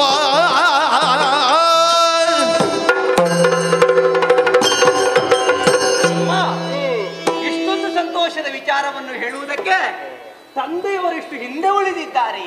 ಅವರ ಮನಸ್ಸು ಹಾಗೆ ಪ್ರಾಯ ಆಯ್ತು ನೋಡು. ಲೇಸನಾಡಿದಿರವ್ವ. ಈ ಸ್ವಲ್ಪ ಕೆಲಸಕ್ಕೆ ಈಸು ಚಿಂತೆಗಳು ಯಾಕಮ್ಮ? ಅಲ್ವೇ? ಚಿಂತೆ ಮಾಡುವ ಅವಶ್ಯಕತೆಯೇ ಇಲ್ಲ. ಚಿಂತೆಯ ರೇಖೆಯು ನಿನ್ನ ಹಣೆಯಲ್ಲಿ ಮೂಡ್ಲಿಲ್ಲ. ಇಲ್ವೇ ಇಲ್ಲ. ಯಾಕಂದ್ರೆ ಈ ಅಯೋಧ್ಯೆಯ ಪಟ್ಟ ಭರತರಿಗಾದ್ರೆ ಏನು, ನನಗೆ ವನವಾಸವಾದ್ರೆ ಏನು? ನಾನು ಅದನ್ನೇ ಹೇಳಿ. ಹೌದಲ್ಲ, ನಾವು ನಾಲ್ವರು ದಶರಥ ಚಕ್ರವರ್ತಿಯ ಮಕ್ಕಳೇ ಇದ್ದೇವೆ. ನಮ್ಮ ನಾಲ್ವರಲ್ಲಿ ಈ ಅಯೋಧ್ಯೆಯನ್ನು ಯಾರು ಆಳಿದರೂ ಸಂತೋಷವೇ. ಕಾನನಕ್ಕೆ ಹೋಗಬೇಕು, ಇದು ತಂದೆಯವರ ಅಪೇಕ್ಷೆ. ಅವರಿಗೆ ಹೇಳುದು ಹೇಗಂತ ಗೊತ್ತಾಗ್ಲಿಲ್ಲ, ಮನಸ್ಸು ಮಾಡಲಿಲ್ಲ ಅವರಷ್ಟೇ. ಸರಿಯಮ್ಮ, ನೀವು ಸಿಟ್ಟು ಮಾಡಬೇಡ. ಖಂಡಿತವಾಗಿಯೂ ಸಿಟ್ಟು ಮಾಡುವುದೇ ಇಲ್ಲ. ಕಾನನ ವಾಸಕ್ಕೆ ನಾನು ಹೋಗ್ತೇನೆ. ಕಾನನ ವಾಸಕ್ಕೆ ಹೋದಂತಹ ನಾನು ಮರಳಿ ಅಯೋಧ್ಯೆಯನ್ನು ಸೇರುವುದಕ್ಕಿದೆಯೇ? ನೀವು ತಪ್ಪು ಭಾವಿಸಬಾರದು. ಇಲ್ಲ ಇಲ್ಲ ಇಲ್ಲ, ಕೇಳುವುದಕ್ಕೂ ಕಾರಣ ನೀನು ಹೋಗ್ತೇನೆ ಅಂತ ಹೇಳಿದ್ಯಲ್ಲ, ಮತ್ತೆ ತಪ್ಪು ಭಾವಿಸ್ಲಿಕ್ಕಿಲ್ಲ. ಅಲ್ಲ, ಹೆತ್ತ ಮಾತೆ ಕೌಸಲ್ಯಾದರೂ ಅವರಿಂದಲೂ ಹೆಚ್ಚು ಪ್ರೀತಿಯನ್ನು ಕೊಟ್ಟವಳು ನೀನು. ನಿಮ್ಮ ತೊಡೆಯಲ್ಲಿ ಕುಳ್ಳಿರಿಸಿಕೊಂಡು ಮಾತಾಡ್ತಾ ಇದ್ದವಳು. ವಾತ್ಸಲ್ಯದ ನುಡಿಗಳನ್ನು ಕೇಳುವುದಕ್ಕೆ ರಾಮನ ಕಿವಿಗಳು ಆತರಿತಾ ಇತ್ತಮ್ಮ. ಕಾನನವನ್ನು ಸೇರಿದೆ ಅಂತಾದ್ರೆ ಆ ಭಾಗ್ಯದಿಂದ ವಂಚಿತನಾಗ್ತೇನಲ್ವೇ? ಆ ಭಾಗ್ಯವನ್ನು ಪಡೆಯುವುದಕ್ಕೆ ಅವಕಾಶವಿದೆಯೇ? ಹಾಗಿದ್ರೆ ನಾನು ಮರಳಿ ಇಲ್ಲಿಗೆ ಯಾವಾಗ ಬರಬೇಕು? ಸಕಲವನ್ನು ಹೇಳ್ಬಹುದೇ? ವನವಾಸ ಅಂತ ಹೇಳಿದೆ, ಎಷ್ಟು ಸಮಯ ಅಂತ ಹೇಳಿಲ್ಲ. ಇಲ್ಲ, ಕೇಳ್ಬೇಕು. ಈರೇಳು ವರುಷ ಕಾನನವಾದ ಕಳೆದು ನೀ ಬಾರ ಯೋಧೆಗೆ ಮುಂದೆ ಶ್ರೀರಾಮಚಂದ್ರ ಬೇರೇನು ಸಂದೇಹವಿದರುಳು ಮಾಡಬೇಡ. ಚಾರು ತಂದೆಯ ಮನಸ್ಸು ಈ ರೀತಿ ಏನಲು ಈರೇಳು ವರುಷ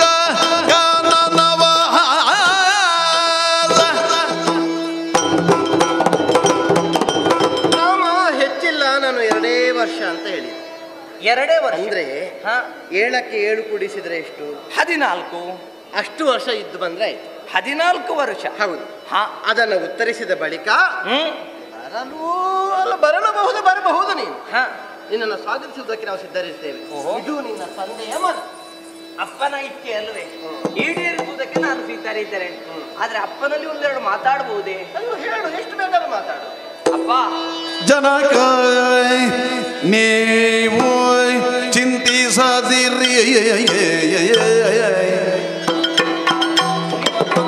ಕೈಕಾದೇವಿಯ ಮನದಿನ ವ್ರತವನ್ನು ಸಲ್ಲಿಸಿ ಬರುವೇನು.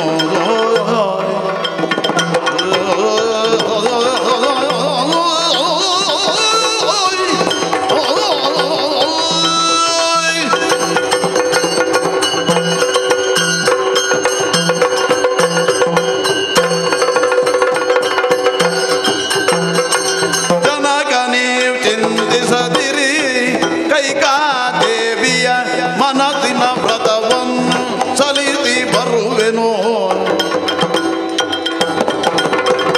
ಏನು ತಾಜ ಕೈ ಮುಗಿದ ಬಾಲನ ಕಂಡೋ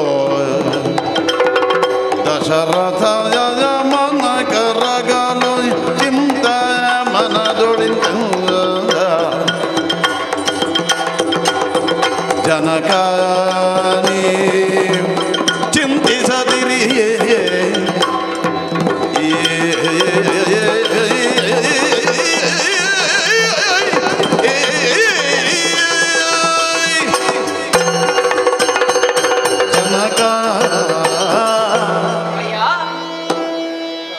ತಾಯಿಯ ನುಡಿಗಳಿಂದ ಬೇಸರವಾಯಿತೆ. ನೀವು ಯಾಕಪ್ಪ ಚಿಂತೆ ಮಾಡ್ತಾ ಇದ್ದೀರಿ? ಸೂರ್ಯವಂಶಸ್ಥರು ನಾವು. ಯಾವುದೇ ಕಠಿಣವಾದ ವೃತವಿದ್ದರೂ ಸುಲಲಿತವಾಗಿ ಪೂರೈಸುವಂತಹ ದೃಢತೆ ನಮಗಿದೆ. ಧರ್ಮದ ದಶಲಕ್ಷಣಗಳಲ್ಲಿ ಧೃತಿಯೂ ಒಂದು.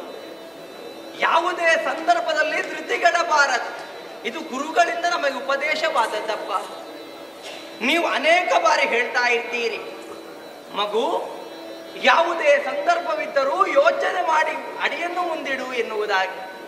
ಸರಿಯಾಗಿ ಯೋಚಿಸಿಯೇ ತೀರ್ಮಾನಕ್ಕೆ ಬಂದಿದ್ದೇನೆ. ನೀವಾಡಿದಂತಹ ಮಾತನ್ನು ಈಡೇರಿಸಬೇಕಾದ್ದು ಮಗನಾಗಿ ನನ್ನ ಕರ್ತವ್ಯ. ಅದನ್ನ ಬದ್ಧತೆಯೂ ಹೌದಲ್ಲ ಅಪ್ಪ. ವ್ಯಥ ನೀವು ಮರುಗಬೇಡಿ. ತಾಯಿಯ ಇಚ್ಛೆಯನ್ನು ಪೂರೈಸುವುದಕ್ಕೆ ಕಾನನಕ್ಕೆ ಹೋಗಿ ಬರ್ತೇನೆ. ಕಾನನಕ್ಕೆ ಹೋಗಿ ಬರ್ತೇನಪ್ಪ. ರಾಮ, ನಿರ್ಧಾರ ಮಾಡಿದ್ಯಪ್ಪ. ಹೌದು. ಎಂತಹ ಕಠೋರವಾದಂತಹ ನಿರ್ಧಾರವನ್ನು ನೀನು ತಳೆದೆ. ಹಾ, ಆದರೆ ನಿರ್ದಯನಾಗಿ ನಿನ್ನನ್ನು ಹೇಗೋ ನಾನು ಕಾಡಿಗೆ ಕಳುಹಿಸಲಿ. ಕಾಡು ಅಂದ್ರೆ ಸುಲಭ ಅಂತ ಭಾವಿಸಿದೆಯೋ ಮಗ? ಬಹಳ ಆಪತ್ತಿನ ತಾಣವದು. ದುಷ್ಟರಿದ್ದಾರೆ, ದುರಾಚಾರಿಗಳಿದ್ದಾರೆ, ಕೆಟ್ಟ ಮೃಗಗಳಿದ್ದಾವೆ, ಕಲ್ಲು ಮುಳ್ಳಿನ ಹಾದಿ. ಉಣ್ಣುವುದಕ್ಕಿಲ್ಲ, ಉಡುವುದಕ್ಕಿಲ್ಲ, ನಿಲ್ಲುವುದಕ್ಕೆ ಗುಡಿಸಲಿಗೂ ಗತಿ ಇಲ್ಲದೆ ಇರುವಲ್ಲಿ ಹೇಗೆ ಮಗ 14 ವರ್ಷಗಳ ಕಾಲ ಕಷ್ಟ ಕಾರ್ಪಣ್ಯಗಳನ್ನು ಅನುಭವಿಸಿಕೊಂಡು ಬದುಕುತ್ತೇನೆ ಅನ್ನುವಂತಹ ನಿರ್ಣಯವನ್ನು ಹೊಂದಿದ್ರೆ ನಿನ್ನನ್ನು ಹೇಗೋ ನಾನು ಕಳುಹಿಕೊಡ್ಲಿ ಮಗು? ನಾನು ಅನ್ನುತ ಭಾಷೆ ಅಂತ ಅನ್ನಿಸಿದ್ರು ಅಡ್ಡಿ ಇಲ್ಲ. ಕೊಟ್ಟ ಮಾತಿಲ್ಲದವ ದಶರಥ ಅಂತ ಪ್ರಪಂಚ ಹೇಳಿದ್ರು ಅಡ್ಡಿ ಇಲ್ಲ. ನೀನು ಕಾಡಿಗೆ ಹೋಗಬೇಡ ಮಗ. ನಾನು ಹೇಗೆ ನೀವು ಚಿಂತೆ ಮಾಡಬೇಡಪ್ಪ. ಕಾನನ ವಾಸ ಎನ್ನುವುದು ನನಗಿದು ಮೊದಲಲ್ವಲ್ಲ. ಗುರುಗಳಾದ ವಿಶ್ವಾಮಿತ್ರರ ಜೊತೆಗೆ ಕಾನನಕ್ಕೆ ನಾನು ಹೋದವರೇ. ಯಜ್ಞ ಸಂರಕ್ಷಣೆ ಎನ್ನುವುದೊಂದು ಕಾರಣವಾದರೂ ಕಾಡಿನಲ್ಲಿ ಹೇಗಿರಬೇಕು ಎನ್ನುವುದು ಗುರುಗಳಿಂದ ಉಪದೇಶವಾಗಿದೆ. ನಾವು ನಡೆದಾಡುವಂತಹ ಕಲ್ಲು ಮುಳ್ಳಿನಿಂದ ಕೂಡಿರಬಹುದಪ್ಪ, ಆದರೆ ಗುರು ಹಿರಿಯರ ಆಶೀರ್ವಾದ ಇರುವಾಗ ನಾವು ನಡೆದಾಡುವಂತಹ ನೆಲವಿದ್ರೂ ಅದು ಹೂವಾಗಿ ನಮಗೆ ಪರಿಣಮಿಸ್ತದೆ ಅಪ್ಪ. ಕೊಟ್ಟ ಮಾತಿಗೆ ತಪ್ಪಿ ಈ ಅರಮನೆಯಲ್ಲಿ ಅಂಶ ತೂಲಿಕಾ ತತ್ವದಲ್ಲಿ ನಾನು ಪವಡಿಸಿದ್ರೆ ನನಗೆ ನಿದ್ದೆ ಎನ್ನುವುದು ಬರಬಹುದೇ? ರಾಮ, ಕಾಡಿನಲ್ಲಿ ಹುಲಿ, ಹುಲಿಗೆ ಹುಲಿಯದ್ದೇ ಮುಖ ಮಗ. ಹೌದಲ್ಲ? ದೂರದಿಂದಲೇ ಗೊತ್ತಾಗ್ತದೆ ಬರುವುದು ಹುಲಿ ಅಂತ. ಆದ್ರೆ ಈ ಊರಿನಲ್ಲಿರುವ ಹುಲಿಗಳಿಗೆ ದನದ ಮುಖ. ನೀವು ಯಾರಿಗೆ ಹೇಳುದು? ಅದು ದನದಾಗಿ ಕಾಣುತ್ತದೆ, ಆದ್ರೆ ಹತ್ರ ಹೋಗುವಾಗ ಹುಲಿಯಾಗಿ ಹಿಡಿಯುತ್ತದೆ. ಸತ್ಯವಚನ ಪಾಲಕನಾಗಿ ನನ್ನ ಅಯ್ಯನಿರಬೇಕು ಅನ್ನುವ ನಿರ್ಣಯದಿಂದ ಹೊರಟು ನಿಂತಿದ್ದೆ. ನಿಜ. ನಿನ್ನನ್ನು ತಡೆಯುವುದಕ್ಕೆ ನಾನು ಯಾರು? ಯಾವ ಪ್ರಲೋಭನೆಗಳಿಗೂ ನೀನು ಒಳಗಾಗುವವನಲ್ಲ ಅನ್ನುವುದನ್ನು ನಾನು ಚೆನ್ನಾಗಿಯೇ ಬಲ್ಲೆ. ಆದರೂ ಮಗನೇ ಅಪ್ಪ, ನಿನ್ನೆ ದಿನದಿಂದ ಉಪವಾಸ ಇದ್ದಿ. ಹೌದು. ಒಂದು ತುತ್ತು ಒಟ್ಟಿಗೆ ಕುರಿತು ಉಂಟು, ಆಮೇಲೆ ನಾಳೆ ಹೋದ್ರಾಗದು ಮಗ. ಇಲ್ಲ ತಂದೆ, ನೀವು ಆ ರೀತಿ ಆಡಲೇ ಕೂಡದು. ಅನ್ನವನ್ನು ಉಣ್ಣುವುದಕ್ಕಾಗಿ ಇಲ್ಲಿ ನಾನು ಉಳಿದೆ ಅಂತಾದ್ರೆ ಆಮೇಲೆ ಏನಾಗ್ತದೆ ಇನ್ನು ತಿಳಿದವರು ಯಾರು ಹೇಳಿ? ಈಗ ಹೇಳುವುದಕ್ಕೂ ಕಾರಣ ಉಂಟಪ್ಪ. ಒಂದು ಅನ್ನವನ್ನು ನಿಮ್ಮ ಜೊತೆಗೆ ಉಣ್ಣುತ್ತೇನೆ ಎನ್ನುವುದಾಗಿ ಕುಳಿತಂತಹ ವೇಳೆಗೆ ವ್ಯಾಮೋಹ ಎನ್ನುವಂತಹ ಬಲೆಯೊಳಗೆ ನಾನು ಸಿಲುಕಿದೆ ಅಂತಾದ್ರೆ ಕೇಳ ಮಗನ ಮಾತು ಕೇಳೆ. ಕೇಳ್ತದೆ ಮಾತು ಬಂಜೆಯಾಗುವುದಿಲ್ವೇ? ಮನುಜನ ಮನಸ್ಸೆನ್ನುವುದು ಅದು ಹುಚ್ಚು ಕುದುರೆ ಎಂತಪ್ಪ. ಈ ಪಾಪಿಯ ಹೊಟ್ಟೆಯಲ್ಲಿ ನೀನು ಯಾಕೆ ಹುಟ್ಟಿದೆಯೋ? ಆಡಬೇಡಿ. ಮಕ್ಕಳಿಲ್ಲ ಅಂತ ಸಾವಿರಾರು ವರ್ಷಗಳ ಕಾಲ ಕಣ್ಣೀರು ಹಾಕಿದೆ, ಅದೇ ಒಳ್ಳೇದಿತ್ತು. ಈಗ ಮಕ್ಕಳು 4 ಹುಟ್ಟಿದರಿಂದಲೂ ಸಮಸ್ಯೆ ಬಂದದ್ದು. ಅವನಿಗೆ ಸಮಸ್ಯೆ ಇಲ್ಲ, ನಿಮಗೆ ಸಂಕಟ. ಮಕ್ಕಳಿಲ್ಲದಿದ್ರೆ ನೀವು ಬಂಜೆ ಅಂತ ಮಾತ್ರ ಗುರುತಿಸಲ್ಪಡ್ತೀವಿ. ನಾನು ಬಂದ ಸೌಭಾಗ್ಯ, ಆಮೇಲೆ ಮಕ್ಕಳಾದದ್ದು. ಕಾರಣ ಏನೇ ಇರಲಿ, ಸತ್ತ ಮೇಲೆ ನನಗೆ ಸ್ವರ್ಗ ಸಿಗದೆ ಹೋಗಬಹುದಿತ್ತು. ಬದುಕಿರುತ್ತಾ ನರಕ ಕಾಣಿಸಿದೆಯಲ್ಲ ನೀನು, ಕೆಟ್ಟವಳೆ. ತಾಯಿಯನ್ನು ನೀವು ದೂಷಿಸಬೇಡಿ. ಹೊರಟೇನಿದ್ದೆ ಮಗ. ಅಪ್ಪ, ಒಂದು ಅಪೇಕ್ಷೆ. ನಾನು ಹೋದ ಬಳಿಕ ನನಗಾಗಿ ಮರುಗಿ ಕುಳಿತುಕೊಳ್ಳಬೇಡಿ. ತಂದೆ ನೀವೇ ನೆನೆದು ಮರುಗುವಿರೇ